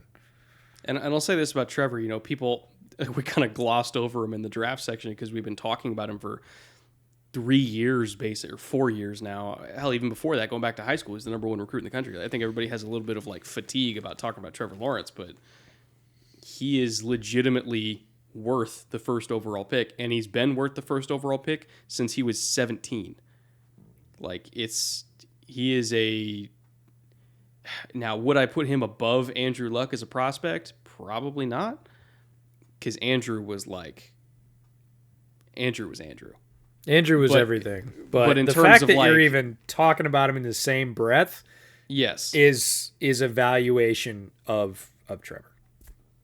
And it's rare, as you alluded to or said in the beginning, it's rare to have a 1st overall pick destination actually have a supporting cast year 1 to support a 1st overall pick. He's lucky. And I don't say this often. He is lucky to go to the Jaguars. Yeah. He does not have to slum it for a couple of years, which is really cool because that's one of the tough things about being a top overall pick because you're usually going, I mean, look at Joey Burrow. We're like, Joey Burrow goes to Cincinnati, and it's not great. We knew their line was destitute at best. And he had some options, but he ran for his life a lot, and he ended up getting blasted out, on an injury, which is really rough. You don't want to see that for a top overall pick. The chance that happens to Trevor is much lower. Could it? Sure, but could Trevor also go and pin the needle the other way and excel really early, distributing the ball to all these targets in Jacksonville? Yeah, they could be good fast. The other thing Very, about very their fast. secondary classes, they didn't stop with the draft, right? They drafted a corner, they drafted a safety. They brought in, Shaq Griffin, Sidney Jones. They brought in a bunch of safeties, Rayshon Jenkins, Jonathan Ford, Josh Jones, who I actually really like. That's it's like 6-7 defensive backs. They knew that they were short in the back end in the secondary, and they hit it as hard as they could in the draft, free agency. They were like, again, this is not gonna be a single patch fix. We're gonna bring in a bunch of guys. We're gonna foster competition, and we're gonna come out with a solid defense because of it. Before we get into the Tennessee Titans here, I do want to take a moment to thank our sponsor for this week, Manscaped. Manscaped offers precision engineering tools for all of a man's grooming needs, including their newly launched 4th generation trimmer, the Lawnmower 4.0. I've had every version myself since the 1.0, so I'm one of the few people that can actually directly compare all of these myself, and the new version is well worth the wait. As usual, the Lawnmower 4.0 is extremely delicate on the skin and reduces nicks and cuts with their skin-safe technology. It's waterproof, so you can use it in the shower. It has a multifunctioning on and off switch with a travel lock, as well as an LED spotlight, and it comes with a variety of guard lengths and can be wirelessly charged, which also helps the battery last longer by using electromagnetic induction. It is truly a well-built and well-designed trimmer for all of your grooming needs, and if you're interested in getting one for yourself, you can get 20% off plus free shipping by using promo code BOOTLEG at manscaped.com. Again, that is 20% off and free shipping on a Lawnmower 4.0 trimmer with promo code BOOTLEG at manscaped.com. All right, moving on to the Titans here. Probably the prevailing favorite to win the division this year, and for good reason. They have a lot of talent, strong coaching staff, but they did lose Arthur Smith. Actually, they have 2 first-year coordinators here. So I think we're going to find out really quick how much impact Arthur Smith did or did not have on this team with the transition over to Todd Downing. Really, really fascinating team to look at. I think they made some very good acquisitions in the draft and free agency to strengthen an already strong team, probably addressing or maybe covering up for some past mistakes they've made in the last couple of years. Overall, again, I think the Titans are not just going to be in contention for the division, but maybe in contention for a lot more than that. Let's get into their coach and leadership structure to kick it off. You got John Robinson going into year 6 already as general manager. Seems like just yesterday they hired him. I think he's overall been very strong since he was brought in. He's made a lot of really, really damn good picks. Derrick Henry's homegrown talent, A.J. Brown's homegrown talent. I think Taylor Lewan was picked right before they brought him in, or maybe that was John Robinson's first pick. I can't remember. But he's made some really good signings as well. The Ben Jones signings was good. Bringing over Ryan Tannehill was a John Robinson move, which obviously really paid off. I look at getting Jayon Brown in the 5th round in 2017 was a very good pick for them. Kevin Byard as a 3rd rounder in 2016 was great. Like he's hit on a lot of dudes in the draft and free agency, and overall I think been a very good general manager. Mike Vrabel in year 4. Oddly, I think he's a better head coach than a coordinator, because as a head coach, he can really kind of focus more on culture, leadership, keeping the locker room buying in to his coordinators. I don't really think he was a great defensive coordinator, to be perfectly honest, in terms of in-game adjustments and all that. But I think he's really good at the CEO type responsibilities of a head coach. The John Harbaughs, the Mike Tomlins. I think that's really where he shines. And so, again, I think he's a better head coach than a coordinator. And then you got Todd Downing and Shane Bowen, both in year 1 at OC and DC, respectively. The Todd Downing thing is going to be fascinating for me to watch, because the last time we saw him in a play calling role was with the Raiders 4 or 5 years ago, if I remember correctly. And that year, Derek Carr did not do well at all, mainly because the Raiders were 27th in play action pass usage. Like, they just, for whatever reason, steered clear of play action, which, as we know now, is not the recipe for success for Derek Carr. And so I'd be curious to see if he learned a lesson from that and will not force Ryan Tannehill to play without play action, because Ryan Tannehill is another guy who's very good on play action. I really hope he learned from that, and they emphasize pound the rock with Derrick Henry, and 70% of the time Tannehill throws the ball, it better be after a run fake. That's really what I want them to emphasize. And I think if they do, they can have success. Yeah, it's a fascinating structure, and like you, I think as we think about guys ascending the ranks, right? They're a position coach, then they're a coordinator, and then they're trying to get that job as a head coach. We always think that they're going to be less effective, right? That there's just more to do at each level. And, you know, if they were a superstar as a position coach, they could probably be a good coordinator. But even as a superstar coordinator, can they handle the head coach role? And there's not many like Vrabel, who I thought was a decent position coach, floundered a little bit as a coordinator, who then ascends to the head coach role and blossoms. And he really has. He seems united with the leadership, with his GM, with his players. He has created culture. He seems, what's the opposite of hot seat, right? Totally settled, right? He's not going anywhere. Mike Vrabel is the Titans right now, and they're experiencing great success, not in spite of him, but because of him, because he's really good in that role. And that's just a rare thing to see, is a guy sort of go up the ranks, lose a little bit of effectiveness, actually get the top job and be better. And he has been. He's a big reason for this team's success. Downing, it'll be really interesting to see how much carries over from the Arthur Smith era. They have, more, not even arguably, I was going to say arguably, they have more offensive weapons now. But Smith was so good at meshing those weapons and as a great play caller, right? Play calling is a little bit science and a little bit art. Right? It's knowing when to pull the levers, and he was artful as a play caller. Like, he had his limitations, but he understood what his team could do. He understood how play action built that with the threat of Derrick Henry, and he also understood better than anybody Ryan Tannehill's strengths. Ryan Tannehill is top 5 quarterback in the league over the last 2 years, and I know I'll take a lot of flack for that comment. It's demonstrably true.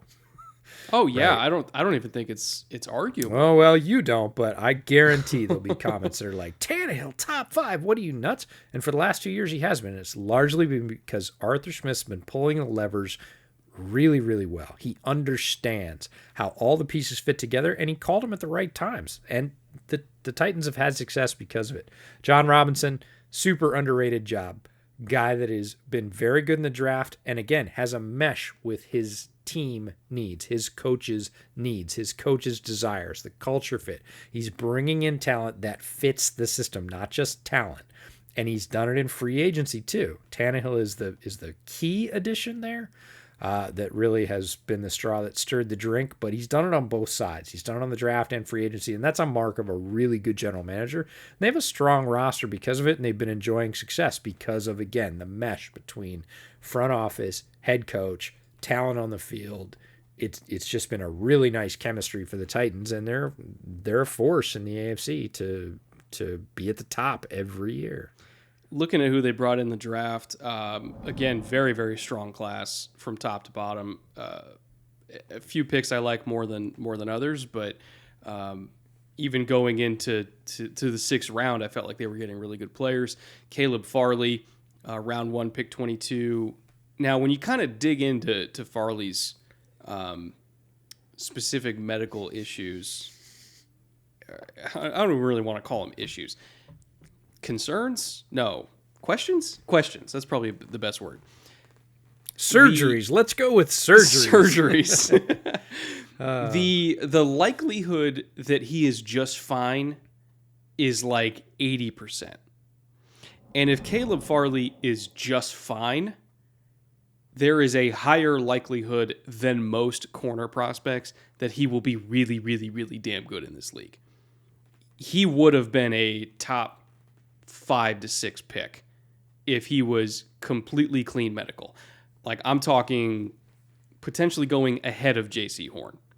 And J.C. Horn's the highest graded DB that I've had since Jalen Ramsey came out. And as freaky as J.C. Horn is, Caleb Farley is like a truly generational athlete. I know we throw that term around. Generational. Absolutely generational. His recovery speed, I haven't seen anything like it since, young Patrick Peterson. And even that, it still might be better. Mainly because Patrick Peterson was never out of phase anyway. But you get the idea. His recovery speed, his length, his hips, and he's not even fully developed. Like, he is a phenomenal prospect. And the only reason he was even there at 22 is because a lot of teams didn't know what to make of his back. And but again, I did some research on the surgery and the recovery rates, and I actually talked to an orthopedic surgeon, and he's like, the opinions will be different for every single doctor, but the likelihood that he will be okay is pretty good. And if he's okay, he is absolutely worth way more than the 22nd overall pick. Dylan, is it Radins or Radins? I never actually got clarification on that. Dylan, the offensive tackle they took in round 2. I would say Radins. And I've also heard Reduns, so those were the two I heard, was Radins and Reduns. It's the wild west out here. Either way, let's just go with Radins, and I'll get clarification after the show, because again, I try, usually for name pronunciations, I try to think, okay, let's get an announcer saying the name, because usually the teams will tell the announcers how to pronounce it. They're usually not talking about an offensive lineman, so I couldn't hear it from anywhere to get clarification on how to pronounce it, but I'll look it up. Hopefully, maybe the Titans have put out something since he was drafted, but either way. Really, really talented tackle. Probably has a good chance to start over Kendall Lamb early on, if not in week 1. Fits what I hope they will do on offense very well, which is a lot of outside zone with Derrick Henry. I think he's a great fit for that kind of system. Pass protection, I do think he needs to work on his anchor a little bit. I feel like that was kind of the one, and you saw the Senior Bowl pop up a few times. Like, when people got into his chest, I didn't feel like he was able to kind of re-anchor super well. So I kind of wanted to work on core strength, lower body strength. But other than that, he's a very, very talented prospect, and to be honest, might even be a better prospect than the guy they took in the first round last year that is no longer on the team. Like, I liked Isaiah Wilson as a player, not as a person, but as a player.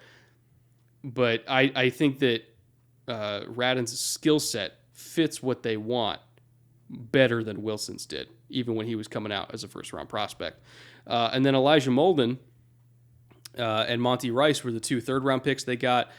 I'll start with Rice. He is a linebacker's linebacker. I guarantee you Mike Vrabel was looking at this dude and saw the toughness that he plays with, the intelligence that he plays with, probably saw a little bit of it himself in this guy.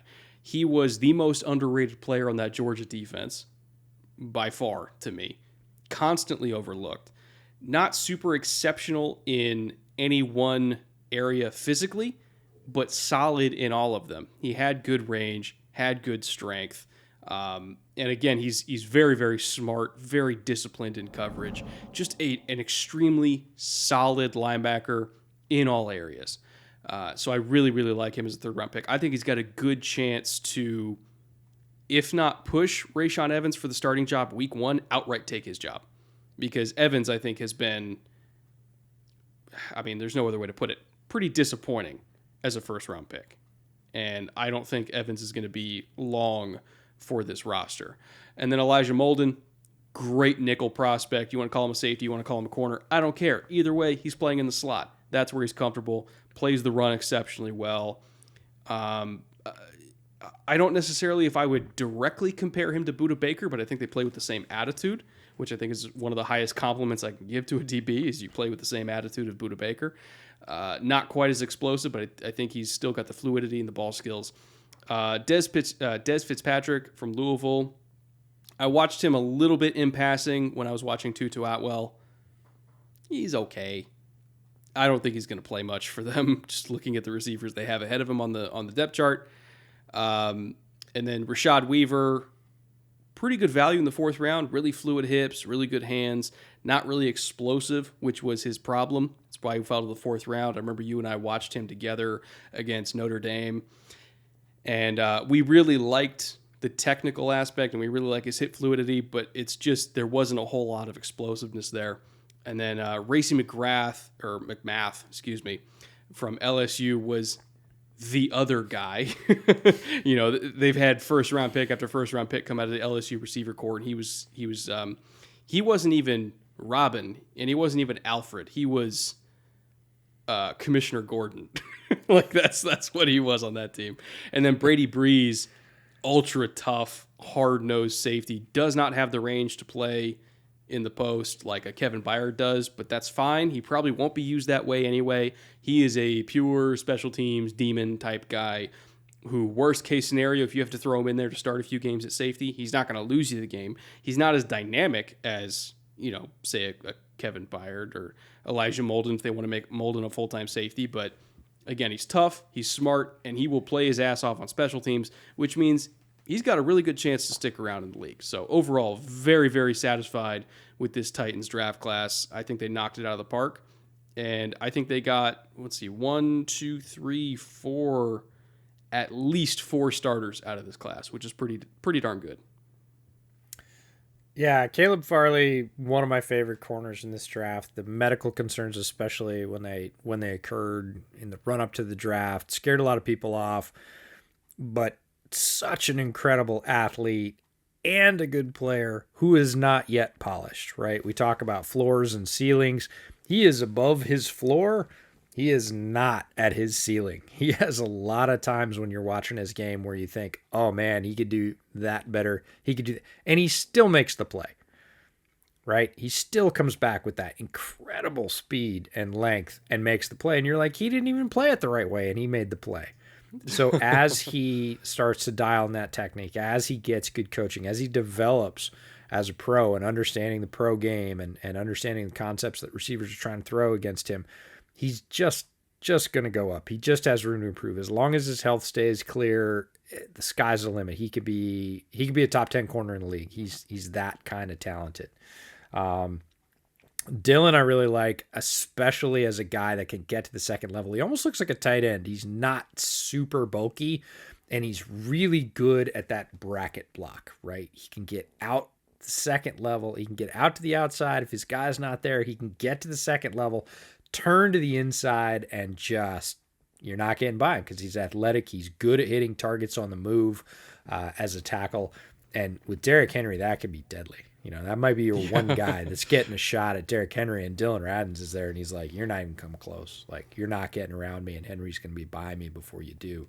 So, interesting fit with their system. Monty Rice is a hunter, man. I compared him to an owl before, and I remember you laughing hysterically because owls, when they hunt, their head doesn't move. Everything else moves, and they just stay super focused. And when he's cutting through the trash to go get a running back, he's just focused, right? His head doesn't move, and he hits them. He finds a way through all the people that are moving, all the dynamic play around him, and he can nail that guy, and he does regularly. So really interesting player. His size wasn't great for me, but it was functional. His range, not great, especially outside the sort of numbers that, if you've got fast players that are going to get to the edge, they can get around him. But man, he plays with great instincts, and he's always going forward. He doesn't get caught up in the trash. He's very good at just sort of avoiding stepping around, stepping through, making himself skinny. We say that about running backs, but linebackers can do it too, coming the other way. Very talented at that. Elijah Molden, that's the guy that Matt Bowen called a slot safety. Just a dynamic player around the line. Physical, smart, good instincts, makes a ton of tackles for loss. More than Buddha, who played at the same school, I would compare him to a guy like Tyrann Mathieu around the line. He's not as good as Tyrann Mathieu down the field in space. He doesn't have the speed and the instinct in deeper patterns that a guy like Tyrann Mathieu has, but around the line, same thing. Good trigger, good instincts, very physical, not afraid to stick his nose in there. Very, very talented impact player around the line. Des Fitzpatrick, I really like in route running. He's got good size, good hands. In the Senior Bowl, over and over again, he got open in those short to medium routes. He's not a deep threat guy. He's not the guy that's going to go down the sidelines. I compare a lot of people to T. Higgins, right? That I did it earlier in this podcast. That can get down and get vertical. He's not great there. But at the Senior Bowl, man, you put him as a big slot, you get him inside, watch him break. He was open over and over again. I made a Twitter post about it during the Senior Bowl. He's just there and he catches the ball. Is he open by a lot? No. Is he super flashy? Does he have those amazingly lightning feet?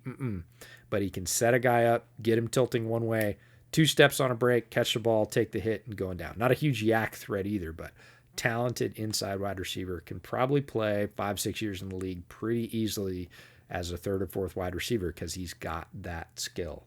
What's funny Weaver, is he's basically Josh Reynolds.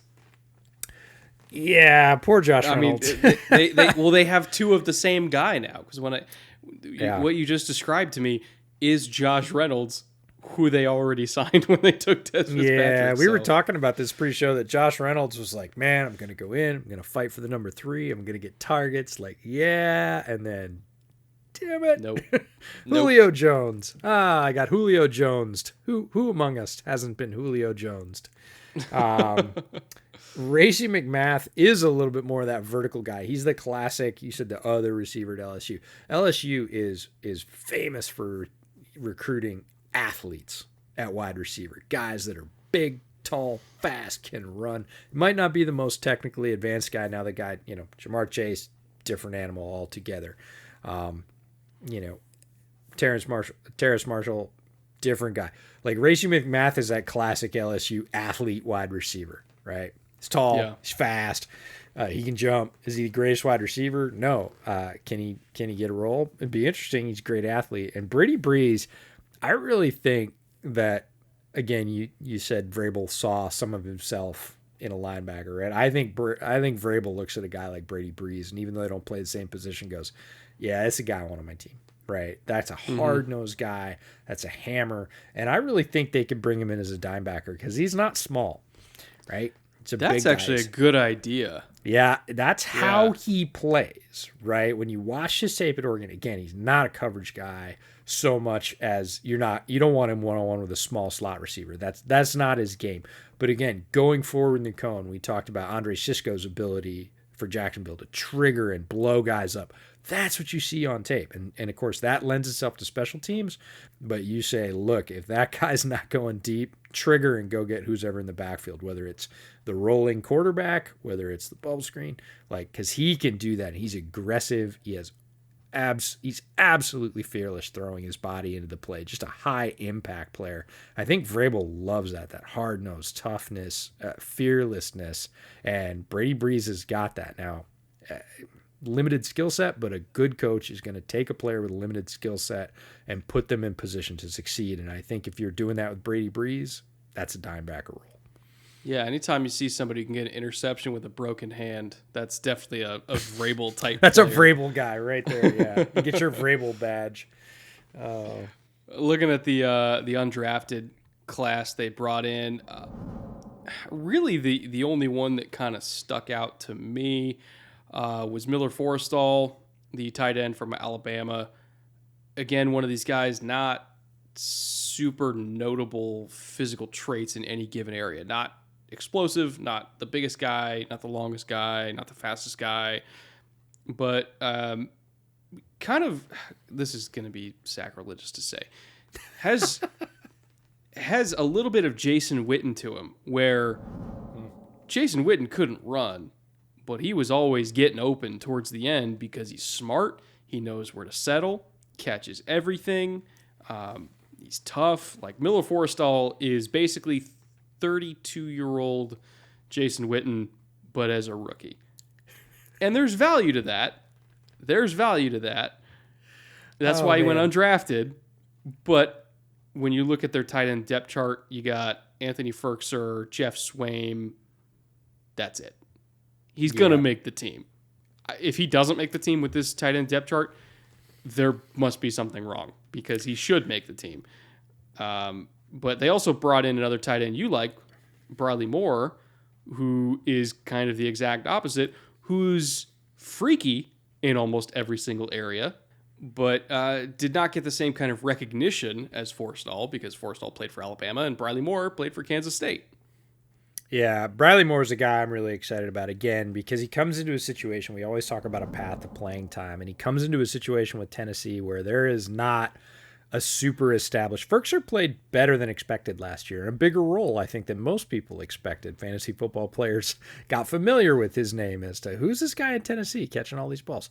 But there's not, you look at like last time we did the NFC South and we did Tampa Bay's tight end room, right? There's 3 guaranteed NFL starters at the top of their depth chart. That is not the case with the Titans. So a guy like Bradley Moore, who had a really good 2019 and was down a little bit in 2020, also played at Kansas State, not Alabama. It's a guy that has the potential to come in, wow him in camp as a receiving threat, a true receiving threat at tight end, which is something Ferkser, again, was in that sort of middle to intermediate game. Good.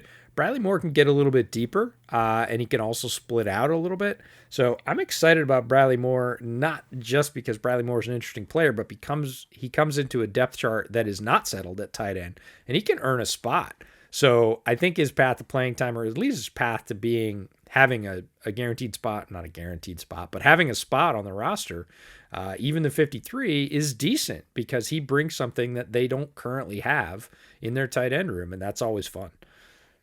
Looking at the veterans that they brought in, kind of an interesting mix here. So the 2 biggest deals they signed, or quote-unquote biggest deals they signed, were Bud Dupree, 5-year, $82.5 million deal, and then Janoris Jenkins, bringing him in for about $7.5 per year for 2 years.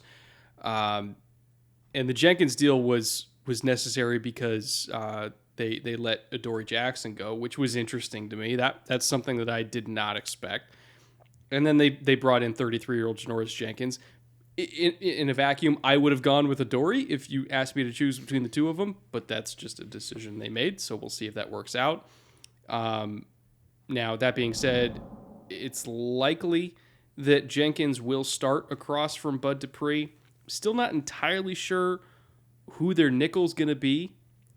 I would assume that Elijah Molden's in the running there, but it just depends. Do they want him to be a full-time safety, or do they want him to be a full-time nickel? I guess we'll find out. Those are questions we'll get answered in camp. But back to Bud Dupree again, the kind of main guy they brought in. His development in Pittsburgh has been fascinating to me because he was a raw athlete coming out of Kentucky who had incredible explosiveness. It was like a 42.5-inch vert at 260-plus pounds, which is rare among rare. But he also had really short arms. It was 32.5 inches, if I remember correctly. So he was seen as a guy who had a lot of potential, but also had some glaring weaknesses because guys with a lack of length can sometimes struggle a little bit in terms of getting off blocks in the run game.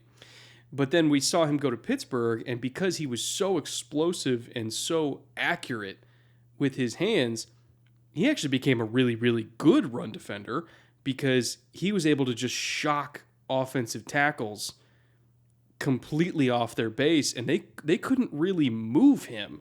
So again, even though he had a length disadvantage against virtually every tackle he played against, he was able to attack so ruthlessly and so accurately with his punch and with his lower body explosiveness that he was a better run defender than even TJ Watt was on the other edge. And I remember I asked Jedrick Wills about it. And I said, in outside zone, what's a harder block for you to do? Kicking out TJ or reaching Cam Hayward? And he said, I didn't play against TJ that much because he was mostly on the other side, but I'll tell you this, trying to kick out Bud Dupree, you're not going to be successful because he is a wall of a human being.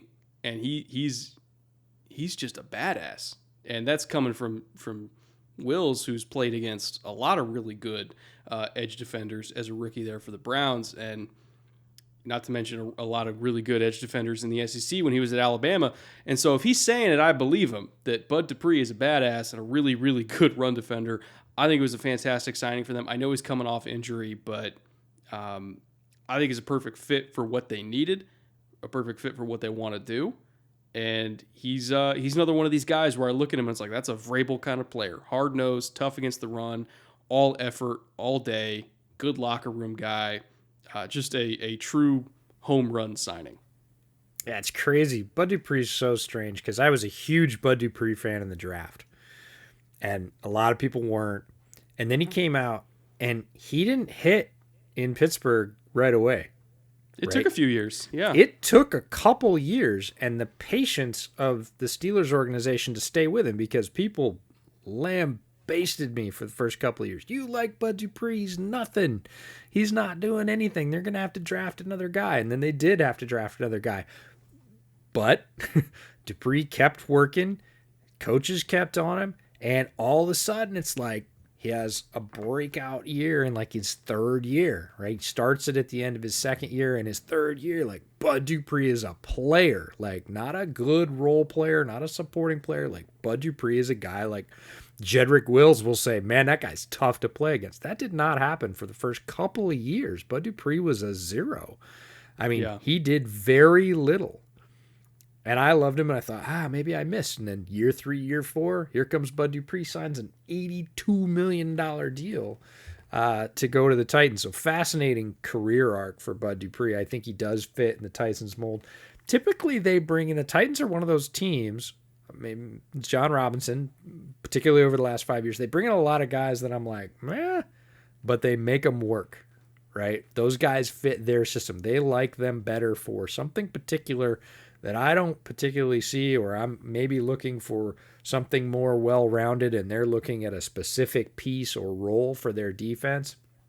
The other guy they spent decent money on, Kendall Lamb at right tackle, right? Almost $7 million for a 1-year deal. And I'm like, I'm not really a Kendall Lamb guy, but I wouldn't be at all surprised if he plays a decent rotational role for them and plays very well because they, again, are in lockstep between the front office and the coaching staff, and they know whatever each other is looking for.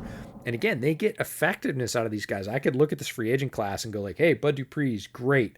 Josh Reynolds, I like, one of their lower round signings, but like Ty Sombrero, Kendall Lamb, Brian Hill, these are all kind of what I would consider guys like Jags, right? Just another guy. But these guys come in, they play a role, they fit the culture, they have this one skill that the Titans are looking for that they can really sort of, not necessarily even unlock, just put them in a position to use. And, they're not all going to hit, but like more of them hit than I would think. And it's because they know what they're looking for in a really fine sort of match. And those are the most successful teams, right? Where the coaching staff and the front office are in lockstep. And Titans, I think, if they haven't achieved the top level of that in the league, they're knocking on the door. They're real close. They went to the AFC Championship game after beating the Patriots for a reason. Like, they are a well-run organization that, more importantly than anything, has an identity. They know what they want to be, They know what they are, and they stick to it. An organization that has a coherent identity and builds the team to that identity is always going to be more successful. And they understand it. Yeah, they understand that. They have guys with experience with another team that always built for an identity, which was the New England Patriots. I think that was the lesson they took away from that organization. They stuck to it in Tennessee. They said, we know what we are. We know what we want to be. They attacked that relentlessly for years, and here they are. They're one of the preeminent franchises in the league, in my opinion. Now, the Colts are trying to get back to that. They were for a long time, but I do think that the Colts' leadership structure has them on the right track. There's still some things that need to be addressed, but they're very hard. To their credit, they are very hard things to address. It's not every day that your franchise quarterback just ups and retires a couple weeks before the season.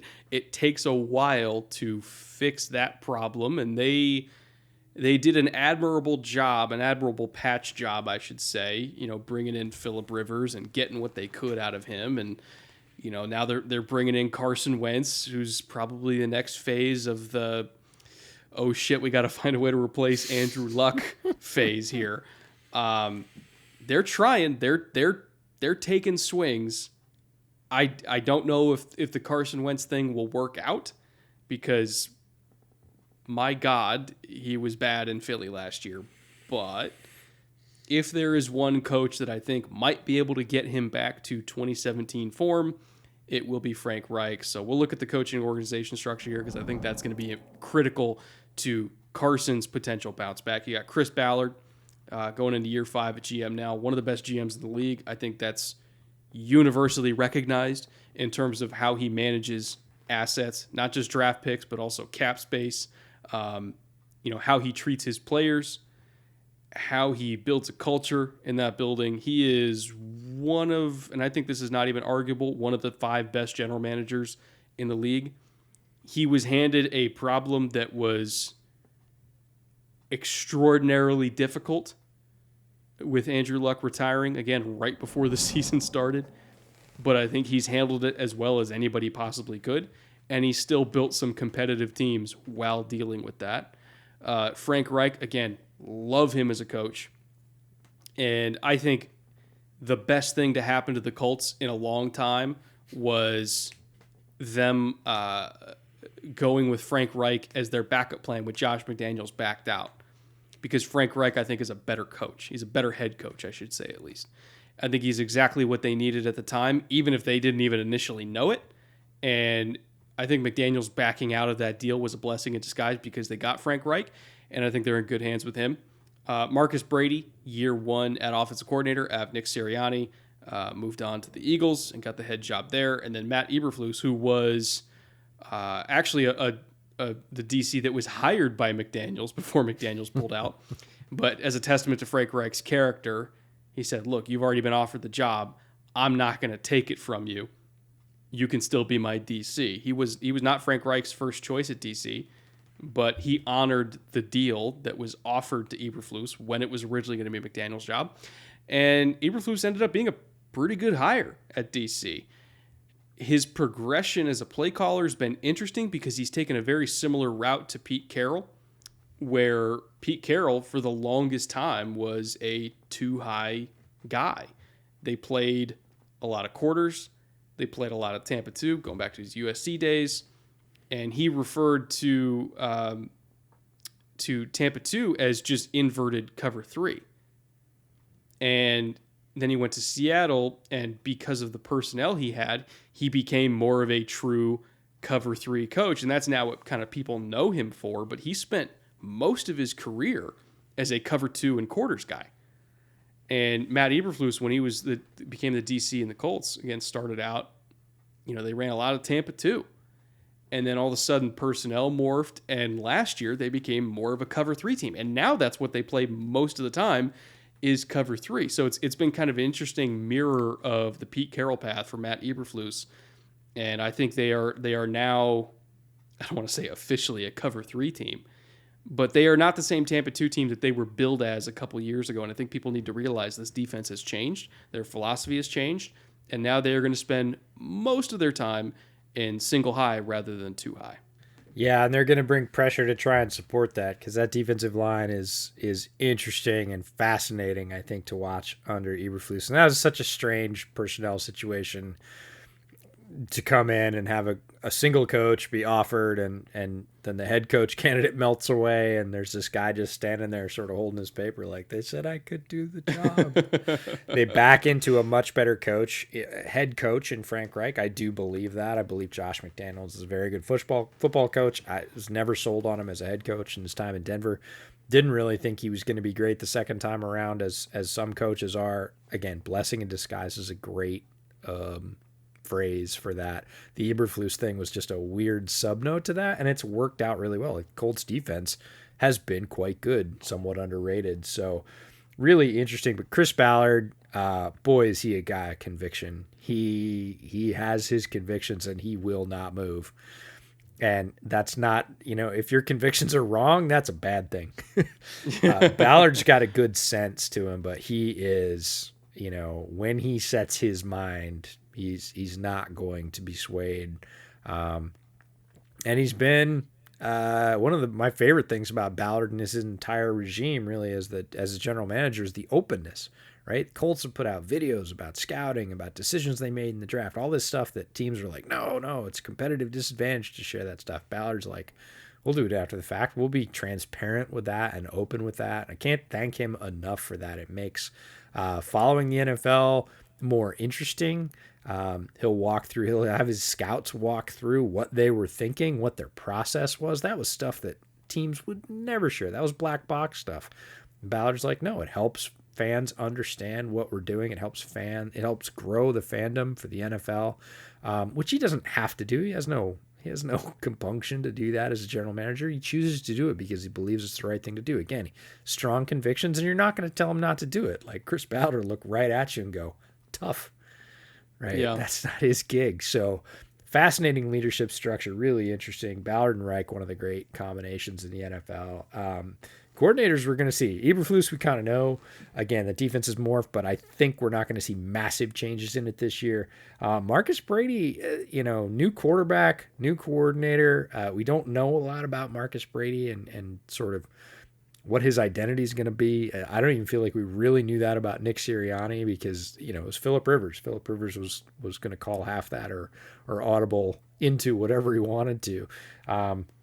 Completely different offensive landscape for Brady to walk into. And boy, Wentz, for those of you that are Carson Wentz lovers, like you didn't watch last year's tape because it wasn't bad. It was horrible. Like it was a guy that like completely lost his way as to how to play quarterback in the NFL.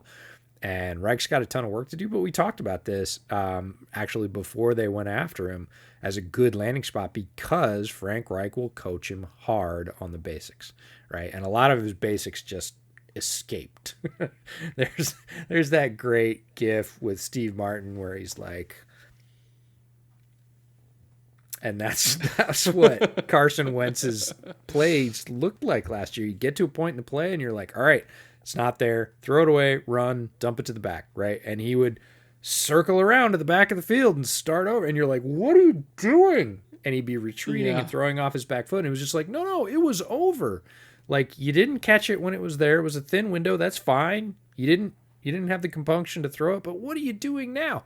And that happened over and over. And it just got worse and worse. It was like a train wreck. So it'd be really interesting to see what Frank can get him back to. Because even competency would be a huge step up. I would take even just below average. I would take 16 to 20 because right now he's 35th to 40th in the league. Yeah, he was abjectly making his team's chances worse with, I would say, more than half of his snaps. It wasn't like there were high highs and low lows. There were like super average and like, oh my God, just stop, just drop where you are and let them touch you. It'll be better than what's going to happen. I think there actually was a couple games where statistically, if he just threw the ball in the dirt every single snap, it actually would have been a higher passer rating. Yeah, it was a horror show for Eagles fans. I'm sorry you had to suffer through that. It is a huge task for Frank Reich, and honestly, if he achieves competency, even a middle of the range ranking, you got to think that's one of the best coaching jobs of the year. Oh, easily. Absolutely. Yeah. And Carson Wentz is also a potential comeback player of the year candidate because if he plays even remotely like he did in 2017, he will be comeback player of the year. Absolutely. Because honestly, I would take the 2018 version, 2019 version, anything but the 2020 version, because it was so, like, 2017 was the high. That was the year he was pushing for MVP, and everybody was like, they did the right thing, and they signed him this huge contract, and he played all right for the next 2 years. Not great. I would say he played in that middle range, and then last year it was like, I remember I watched every one of those games, and I was like, oh, no, stop. And Yeah. it's rare that a guy gets that much leash. We didn't see Jalen Hurts to the very end, and it was well deserved by the time he got on the field because it actually should have happened sooner. So Yeah, so we'll see what happens. If anybody can make it happen, it's Frank Reich. Let's get in the draft here. Before I get into who they took in the first round, the Colts had a very difficult problem going into this draft, which was their left tackle, Anthony Costanzo, retired. And the only other guys they had on the roster at the time slated in the depth chart for left tackle were Julian Davenport and Sam Tevy, arguably two of the 5 worst tackles that got significant starting snaps over the last 4 or 5 years in the NFL. So I was hammering over and over and over again. Left tackle, left tackle, left tackle. It's a great tackle class. There's going to be somebody there at 21. Take one. They were at the 21st pick. Tevin Jenkins was on the board. I think Darisaw was gone at this point, if I remember correctly. I think he got taken a few picks before. But Tevin Jenkins was there, and they took Kwity Paye. Full disclosure, I like Kwity Paye as a player. Kwity Paye is really good. Exceptional athlete. Phenomenal against the run. Plays his ass off. Very high upside. And they also really needed an edge too. Like their edge depth chart was pretty barren. So there is absolutely justification for taking Kwity Paye. But to me, if your number one organizational mission right now is getting Carson Wentz back on the right track, and you are putting your faith in signing Eric Fisher, who himself was an average to slightly above average tackle at best, except he's coming off an Achilles injury and might not even play for the first several games of the year, let alone play 100%, which might not even happen until 2022. If your best hope for giving Carson Wentz the best possible structure around him to bounce back to what he used to be is Eric Fisher coming off an Achilles, that is a problem to me. And we talk about Chris Ballard being a great GM. He has his convictions. He has convictions about Kwity Paye. He has convictions about strengthening their already strong defensive line. The depth chart at edge was weak. I get it.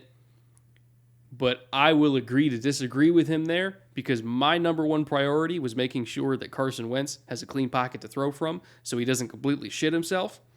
And I feel like passing on Tevin Jenkins there for Kwity Paye, for me, was a mistake. there was offensive line depth in this class, and yes, Jenkins overpay can be debated. When they doubled down in the second, and they took Dio, yeah, and they take Dio, who's not going to play this year because he blew up his Achilles. Got a theme here. It's all about Achilles with the Colts, but no, Dio's a great player, and I'll say a pretty good value. If he was healthy, he would have gone higher than that for sure. But you just took Kwity Paye, ostensibly a same position, defensive end. They have him listed both at defensive end. Like you could say more 5 tech or wide 9 or whatever, right? You took 2 defensive line players with your first 2 picks. And there were still tackles that they could have taken in the second. Now, if you take Kwity Paye in the first, and we agree to disagree, and you take a tackle in the second, okay, right? You just prioritize one over the other. You said there was less depth for edge. Right. That seems more defensible. I remember when they doubled down. When they picked Dio, I was like, okay, A, it's a little bit early for a guy that's not going to play this year.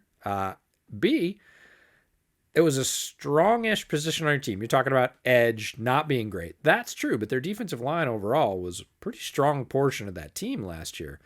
And you just pump 2 picks into it, and your offensive line has taken a major loss. You have 2 guys that are not great as a potential. You kept saying, what do they think they're going to do? Do they think Sam Tevy's going to play left tackle for them? And you said that all the way through the draft because there were guys. Brady Christensen was available, and we looked at Walker Little, and we looked at all these. There were guys that you could have taken farther on down. I mean, you could have gone for the Cincinnati tackle. There were players throughout that you could have gotten help from. and they just didn't. Right? The whole time they seem to be, because they signed Fisher after the draft. The whole time they seem to be banking on we're rolling with Eric Fisher, which is fine. Like if Eric Fisher was healthy, absolutely fine. Sure. But he's not. He's coming off a blown Achilles, a late season blown Achilles, which in itself is already a hard injury to come back from, let alone for a 30-year-old offensive tackle. So I love Chris Ballard. Great general manager. I said it before. Top 5 GM in the league. That is just because I like him as a GM doesn't mean I can't vehemently disagree with his philosophy. I do not agree with what they did in the draft. Objectively speaking, they took good players. But if they really want this Carson Wentz experiment to work, I don't necessarily agree they took the right players.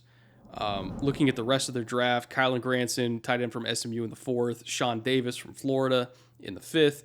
Not necessarily sure if they're going to play him at corner or safety. I'm assuming safety, which is probably the best way to get the best out of Davis, because if they played him at corner, I don't really think he has the man skills to stick there.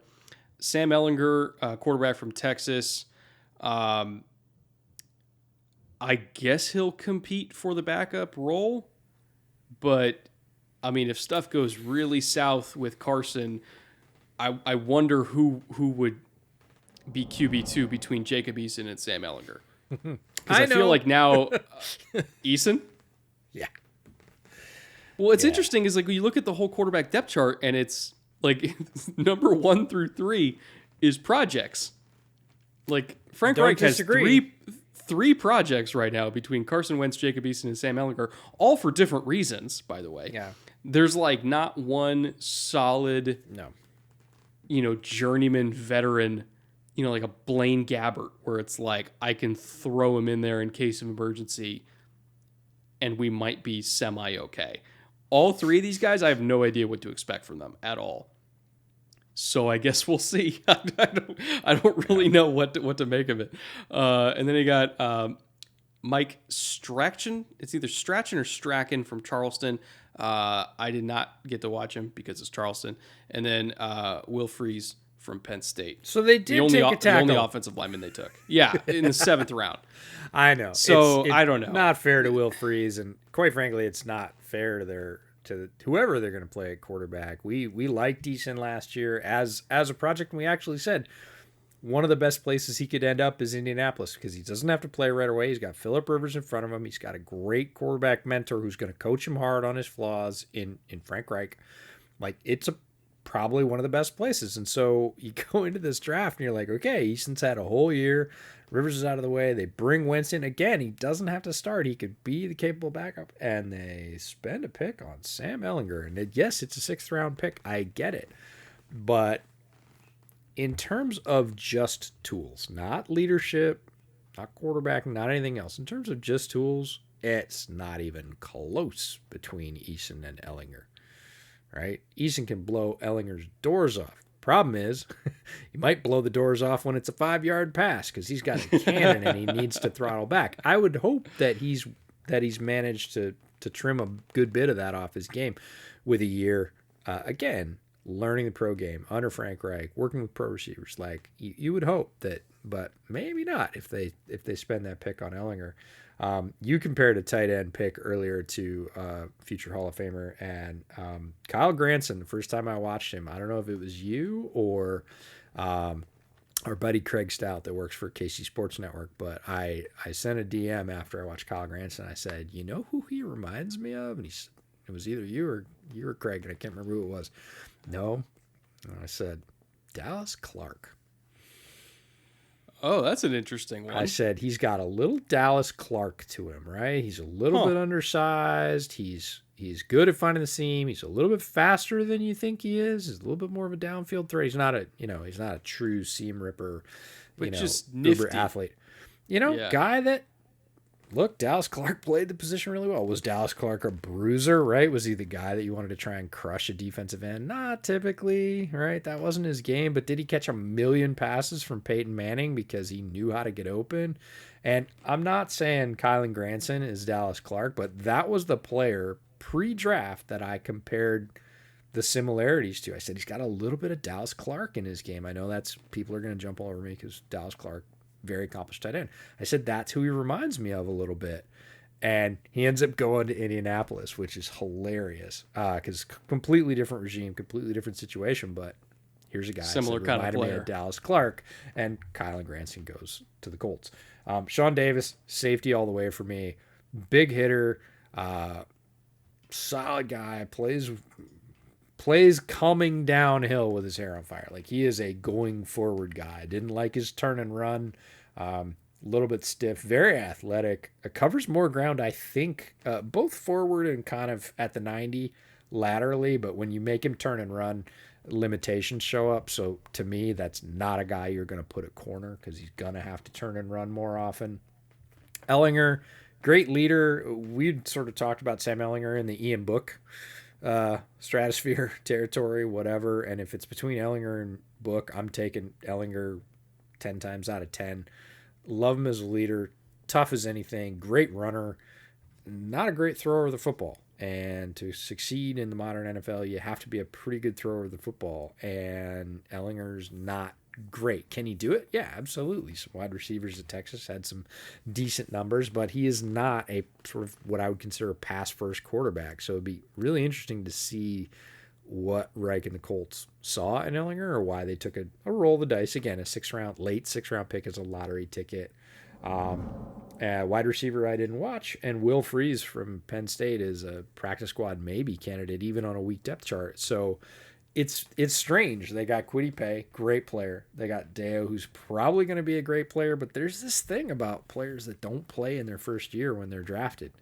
Very few of them come back in their second year and ascend to the level that everybody prescribed to them pre-injury.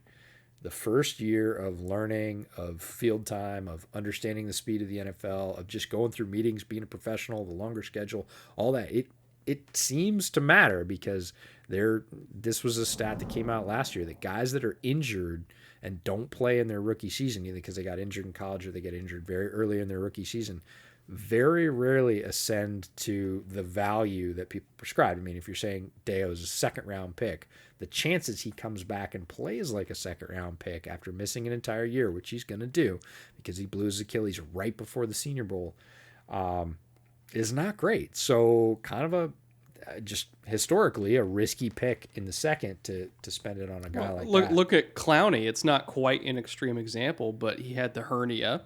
So coming into his rookie year in 2014, he didn't really get to do much. Missed a bunch of off-season time recovering from surgery. And then literally week one, tore his meniscus and was trying to play through it, and then they shut him down. So he got very little playing time as a rookie. I think he got 0 sacks as a rookie because of it, because he just didn't get a whole lot of snaps. And even the time he was playing, he was hurt. And Clowney, despite being a really good player, never really became what he was advertised as. Mm-hmm. And I think the first couple years of his career, well, honestly, it's been an issue his whole career, but especially early on, the knee, the hernia, the shoulder, not getting any practice time, not getting as many game reps matters for young players that are still trying to figure it out. And I think you're absolutely right. And this is not saying that Dio is inevitably going to fail. Mm-hmm. It's just saying statistically, A, it's hard to come back from an Achilles, and B, it's really hard to hit the ground running your second year in the league when you have no reps.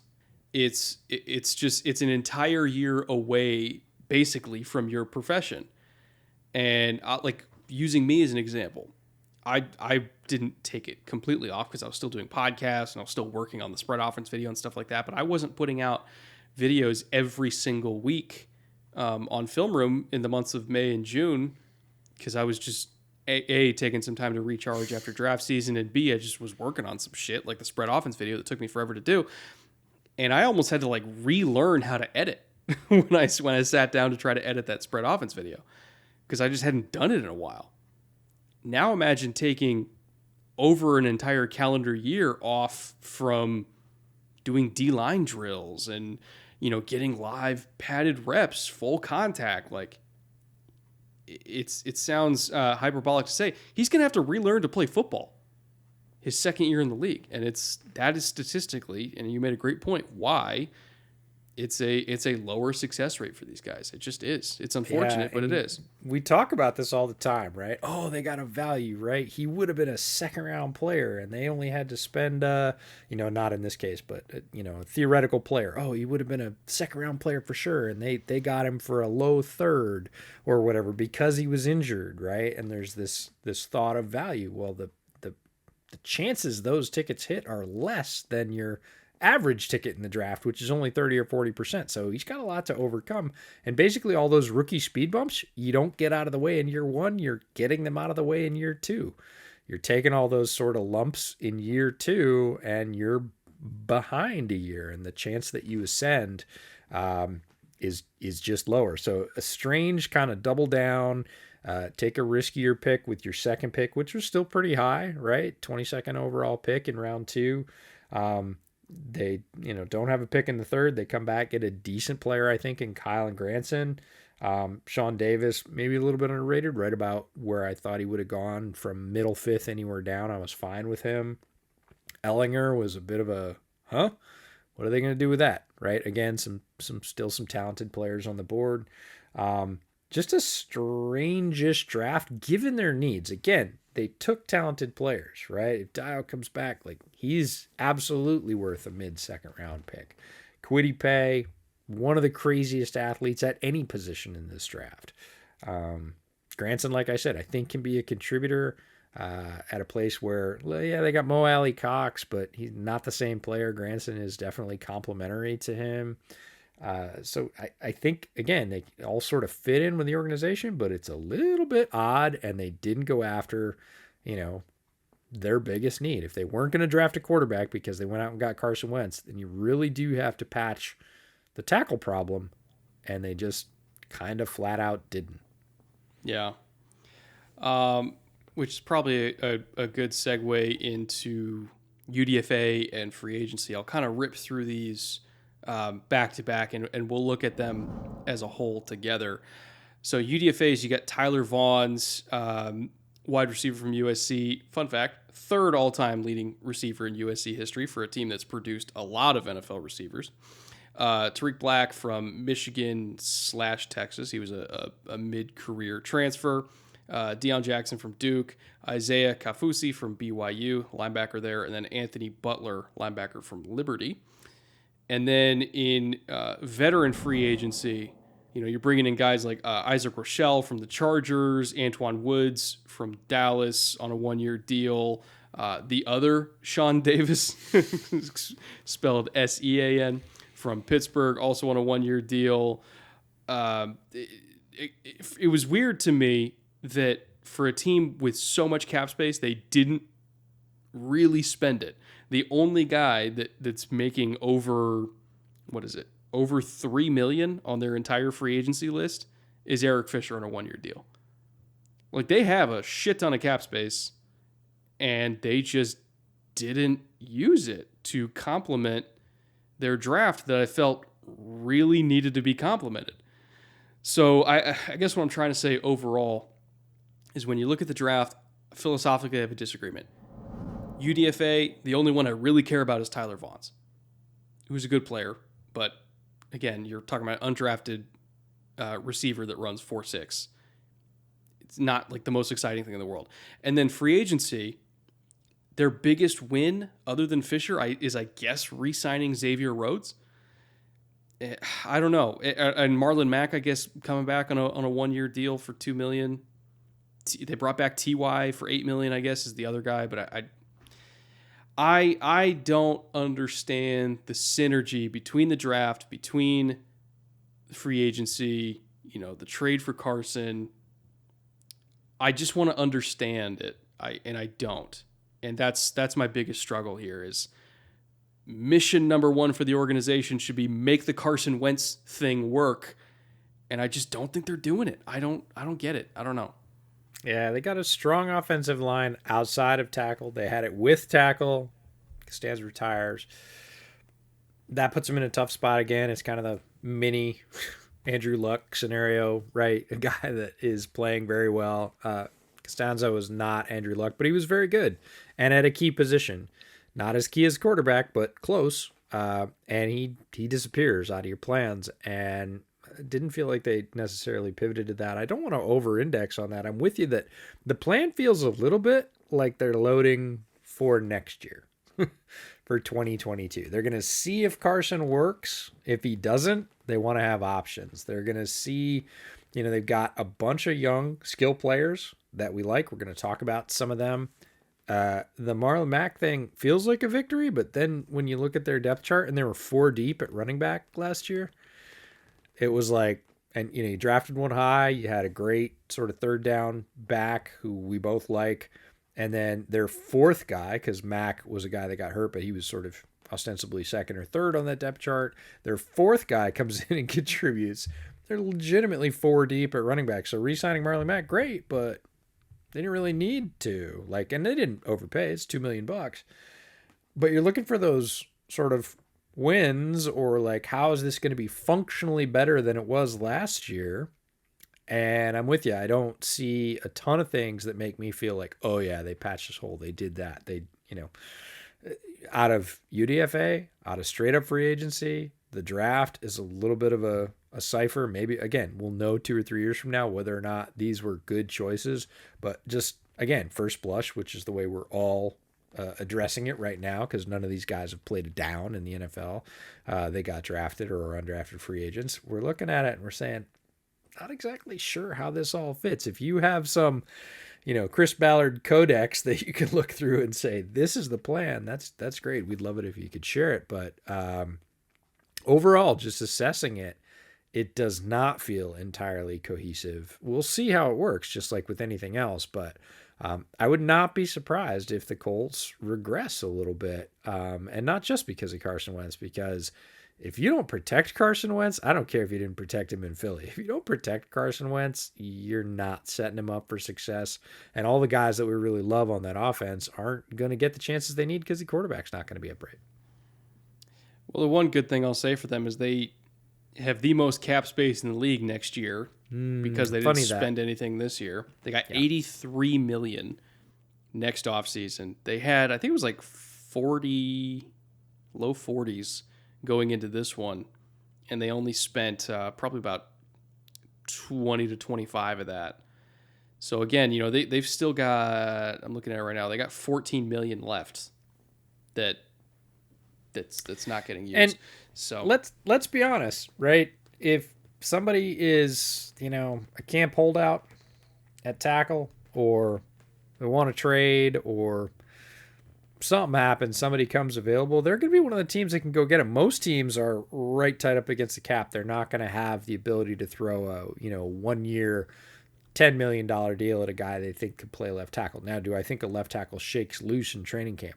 Not typically, but we've seen weirder things happen. We've seen Josh Sitton get cut late, right? We've seen late releases, and the Colts could pounce, and that really could change the outlook for them if they get another offensive tackle that can play a lot of downs for them.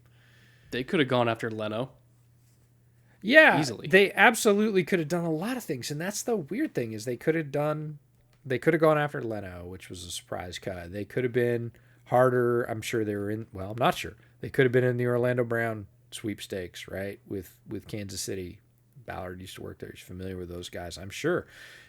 Maybe they didn't believe. Maybe they didn't want to give him the big second contract. Maybe. We don't know. But they had a ton of money and they have a hole, and, they didn't do it. So it'll be interesting to see. Maybe they get a camp cut guy that can come in and eat some downs for him, but it really does feel like they're just kind of biding time for 2022. And they would never say that. No team's ever going to come out and say that.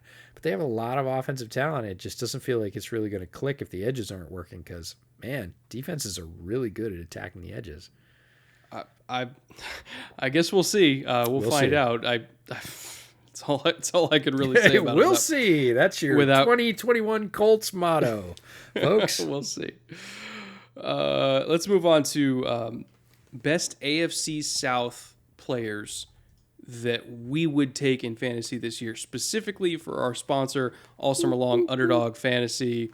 They've been really great for us. Underdog, if you don't know, they are the biggest and best ball platform out there. Best ball, you don't really have to worry about, anguishing over your starts and sits. You don't have to worry about getting screwed over by injuries. Whoever on your roster gets the most points, that's who you get credit for. So you really prioritize being good at drafting, good offseason prep. That's why these series are so good for best ball players, because we're going over every single player and every single roster, and what we think about certain fits and scheme changes and all that kind of stuff. This kind of stuff that we're doing right now is going to prepare you to be a good drafter in best ball, and if you want to be successful in best ball, you have to be a good drafter. So if you want to check out Underdog, you can go to underdogfantasy.com, use promo code Brett. That'll get you $25 free to use on the platform, which you can use as an entry into their $3.5 million season-long best ball contest they got going right now. Again, just deposit at the link in the description below. Use promo code Brett. You basically get to enter for free. And you also have best ball contests you can enter all season long. They have a whole bunch of games you can play on there. It's a phenomenal platform. And again, thank you to Underdog for sponsoring us. Now, EJ, let's talk about specific AFC South players that we like in fantasy this year. Some that are big names, some that are probably just slightly undervalued. I'll give my three, and then you can give your three. Number one's going to be Ryan Tannehill. I think he's generally considered to be a top 10 fantasy quarterback, but there has been some hesitation because Arthur Smith is no longer there. We're not entirely sure what the offense is going to look like. But from what I've heard about how that organization operated, a lot of the offense philosophically and a lot of the game planning actually came from Tannehill himself. He was basically the co-OC with Arthur Smith. They would sit down and figure out every single week what they wanted to install for that week, what they wanted to change from their existing playbook to work against certain defensive weaknesses that coaches who were putting together scouting reports and stuff like that. Tannehill was like a co-OC for them. Does Russell Wilson know this? I'm just saying, some organizations are better run than others, and we all know that. It's a fact. And so I think more of the Titans' offensive success comes from Tannehill than I think people give him credit for. And so I think you've seen a little bit of suppression of his value from people that are scared about Arthur Smith no longer being there. I am not scared about Arthur Smith no longer being there. The only thing that I think can crush Tannehill's value is if Todd Downing does the opposite of Arthur Smith and doesn't work with Tannehill and doesn't implement a lot of play action. Again, I'm not saying that will happen. I'm just saying it could. But I have more reason to believe that Tannehill would continue to be a strong presence in the game planning process, like it was with Arthur Smith. And I have less reason to believe that the opposite will happen. It's a possibility because we've seen it happen before. Sure. But I lean more towards the Tannehill being good side of that coin. So he's one of my guys. Jonathan Taylor from the Colts. He's a little bit of a chalky pick, but the reason why I think he's undervalued is he's going to get a lot more receiving work this year. He has dedicated the last two off seasons to becoming a better receiving back, and not just I'm going to catch a screen and use my 4.3 speed to outrun people. I'm talking actually catching routes down the field.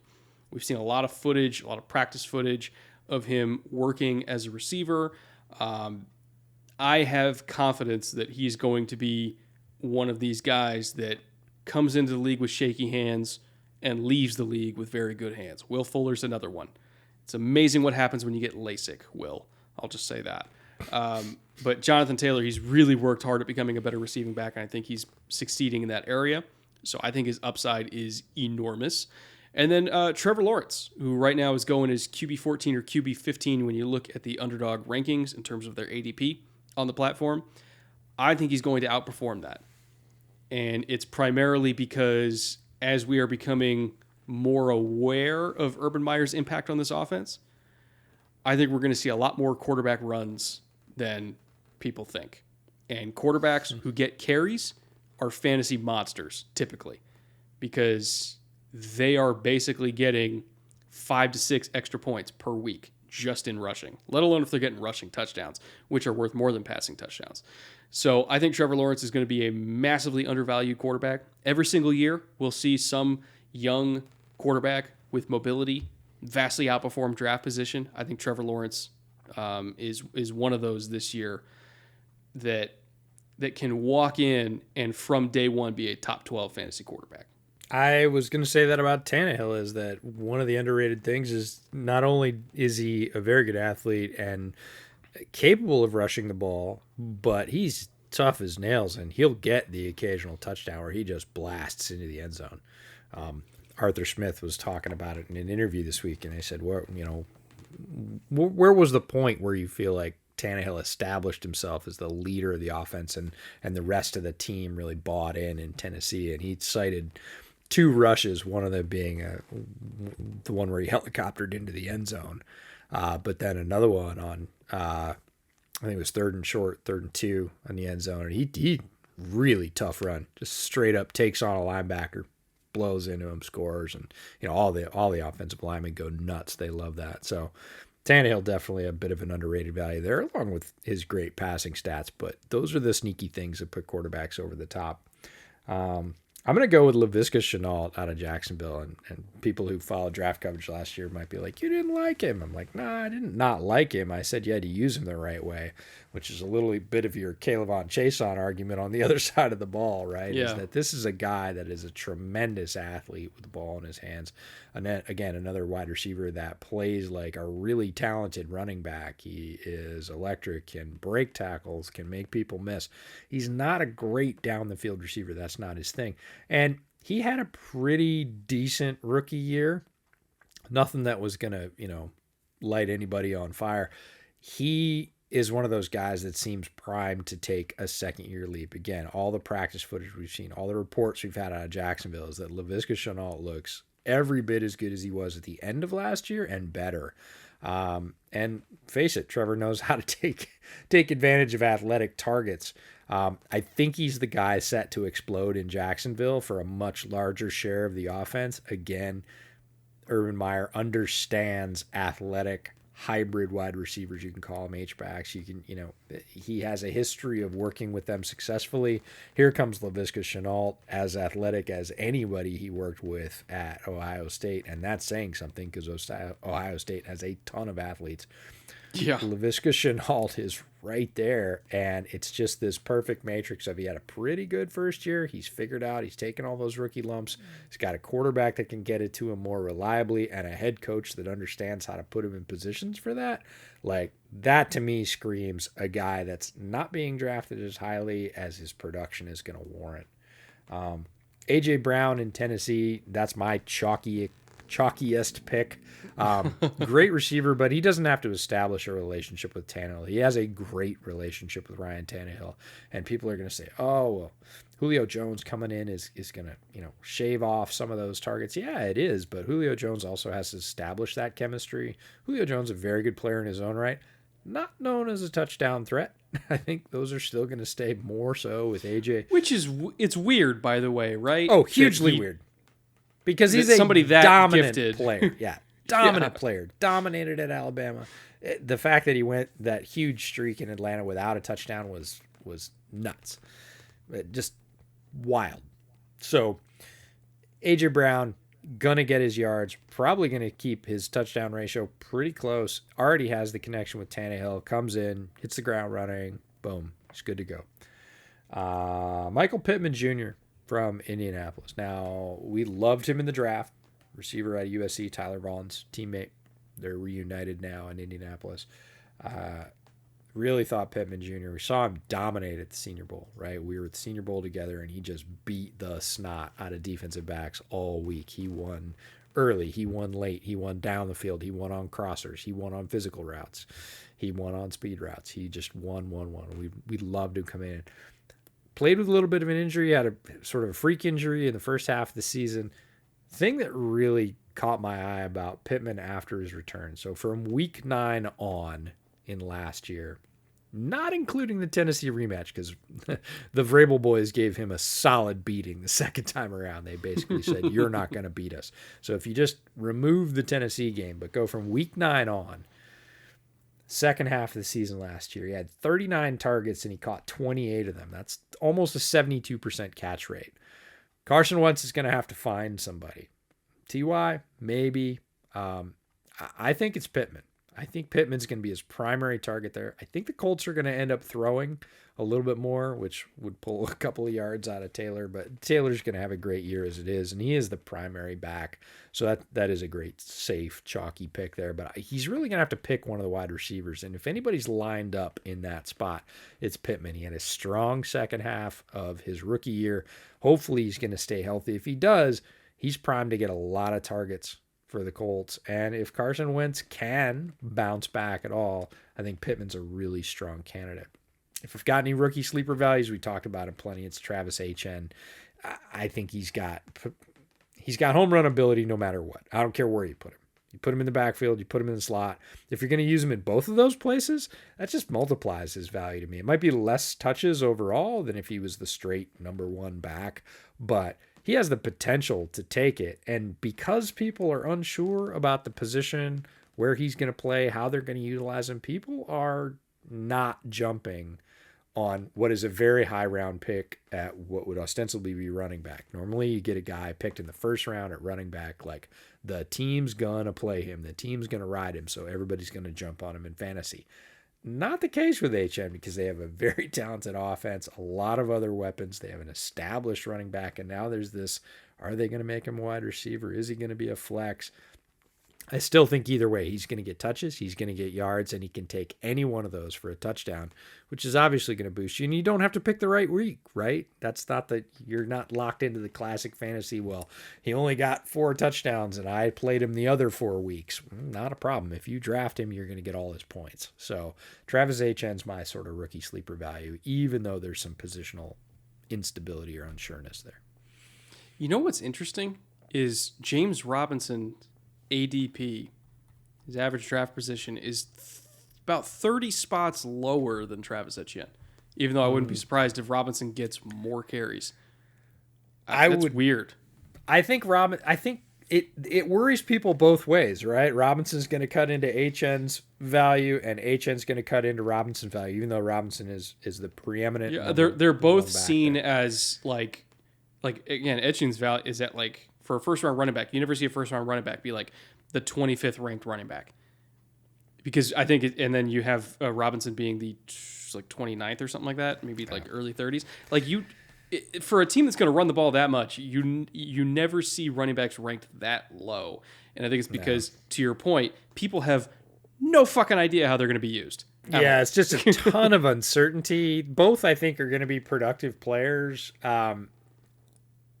Here's one for you. I think Robinson's probably a better straight fantasy pick, and Etienne's more valuable in best ball because of the variability. 4.3 speed don't lie, and if he gets the corner one time, that's all you need. Yeah, I mean, if you have any questions about his ability, go back and watch his 2019 tape. DC's figured him out a little bit in 2020 and limited some of those things. They understood. They went back and said, what happened in 2019 and how did he get all those touchdowns? Go back and watch the 2019 tape. He didn't lose that ability. We're not talking about an injury situation. Like in 2019, he was fire. Yeah. Like absolute destroyer of worlds. Yeah. Just like he beat all those guys again. And that's why it was so weird that he came back for his senior season, because we're like, man, he could have gone as a junior and been. No, I had him on my list in 2019. I should make that list. We should make that list every year. The bummed list. Right? Jackson player, defensive line, Tulsa. Okay. I'll go with the tight end out of OSU. Ruckert. Ruckert. Yeah, he's good. I was like, come on, man. Come on, man. And I'll do you one better. He was one of mine. So there's always like 5 guys, and HN was on that list in 19. Like, I was like, oh, you went back? What, are you kidding me? You know who else was on that OSU team that went back though? Olave. Oh, Olave is the top of my list. Like, Yeah. number 1 with a bullet is Olave. But Rucker, again, in a really weak tight end class, I was like, come on, man. Read the room. Also, your quarterback next year is not going to be as good as Justin Fields. Like, take the win. It was like literally you could be in contention for TE2, right? Because it would have been him and Freiermuth. Like that I think is a really fair comparison for TE2.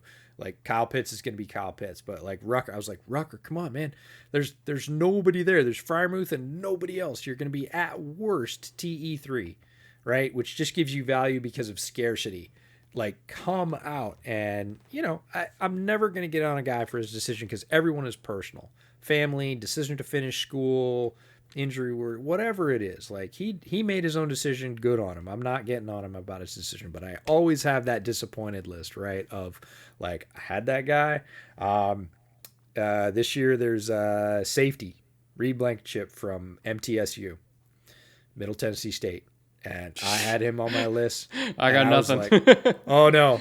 Wait till you see him. Like he decided to go back, and it was a 5th, or it might even be one of the guys who was a 6th year because of COVID, where they gave everybody a free year, and he did have an injury year, so it's at least his 5th year. But 3-year captain, starter, good size. I was like, oh man, come on, Reed, come on out. Like, loved his tape, had him on my list, and then it was like he was a late because they gave him a extended decision to go back to college. He ended up going back for another season. So I hope he has a great season and he's in the top of the safety rankings this next year. That's the best case. And HN is the best case, right? Goes back, has another phenomenal year. Team does really well and goes in the first round. Like, a lot of times you see guys go back, they get hurt, their team doesn't do so well. Like you said, the quarterback moves on, they slip a little bit, and it's like, man, you would have been a first-round pick, and now you're a 3rd or 4th-round pick, which is a significant amount of money over the life of the contract for a young player. Look at Matt Barkley. Would have been a first-round pick. Do I have to again? Don't make me. I'm just saying. Would have been a first-round pick. Yeah. Anthony Barr destroyed his shoulder as a senior. Never had the same arm. Keep in mind, like, I went to high school with Matt Barkley. We were in the same class. Yeah. I watched him live my whole life, and like, his injuries to his shoulder really added up, and I think it cost him a lot of money. Yeah, it's unfortunate. So it's great to see guys like HN who sort of gamble, come back, have a great year, get drafted high again. But we should do that disappointed list next year, like the guys we had. That'd be good. Watch their tape, and we were like, yeah, and they're like, we're going back. They're like, oh, okay, well, I'll put you on next year's list. Okay. What do you say we get out of here, EJ? We have been going for over 3 hours now, I think, at this point. So we are par for the course for bootleg these days, I guess. But hope you guys enjoyed this. What's the next division we're doing, by the way? Are we doing the North? We're going up north because we went west and then south, and then we're going up north, and we started with NFC teams. So So I guess it's time to talk about Justin Fields for 2.5 hours. How about that? No, big episode. NFC North will be next week. In the meantime, if you're enjoying the divisional previews, head on over to the Bootleg store and pick up a t-shirt in your team's colors, because one of the things that not every person knows is that we have bootleg t-shirts in every color of the NFL rainbow. All 32 teams represented with their own color schemes on the Bootleg Football logo. So if you're thinking, hey, I want to support my team, drop on over to the Bootleg store, pick one up in the off season. We've got hoodies. Of course, we have pint glasses. Why would we not have pint glasses? And coffee mugs for the other end of the spectrum when you need to get up and get going. So drop by the Bootleg store, bootlegfootballpodcast.com. Pick up a t-shirt in the meantime, and we will be back with one of the divisions near and dear to our particular hearts, the NFC North, and a lot of good storylines, some unsettled storylines, but some really interesting progress in that division. Not just the Bears. We'll be talking about the Lions. We talked about them in our best draft podcast a little bit earlier on, so tons of fun stuff. But yeah, we'll be back next week with another marathon podcast. Love bringing these to you. Quick shout out to all our international fans who are staying with us through all this. I see you guys and gals on Twitter. I see you coming in from Germany and Brazil and Japan and Thailand and everybody else. Can't thank you all enough for following along. This is the doldrums of the NFL, and we're still pulling incredibly strong viewership and listenership numbers on these podcasts, and that's all a credit to you all. So just wanted to give you a shout out. Haven't really said anything directly since the draft, but can't thank you all enough. And that'll do it for this week's episode of the Bootleg Football Podcast. Thank you again, everybody, for watching. We will be back in, 6 or 7 short days, reminiscing about the awesomeness that was the Chicago Bears draft and hoping to God that Aaron Rodgers leaves that division forever. So we'll see you guys soon. Until then, cheers. Take care.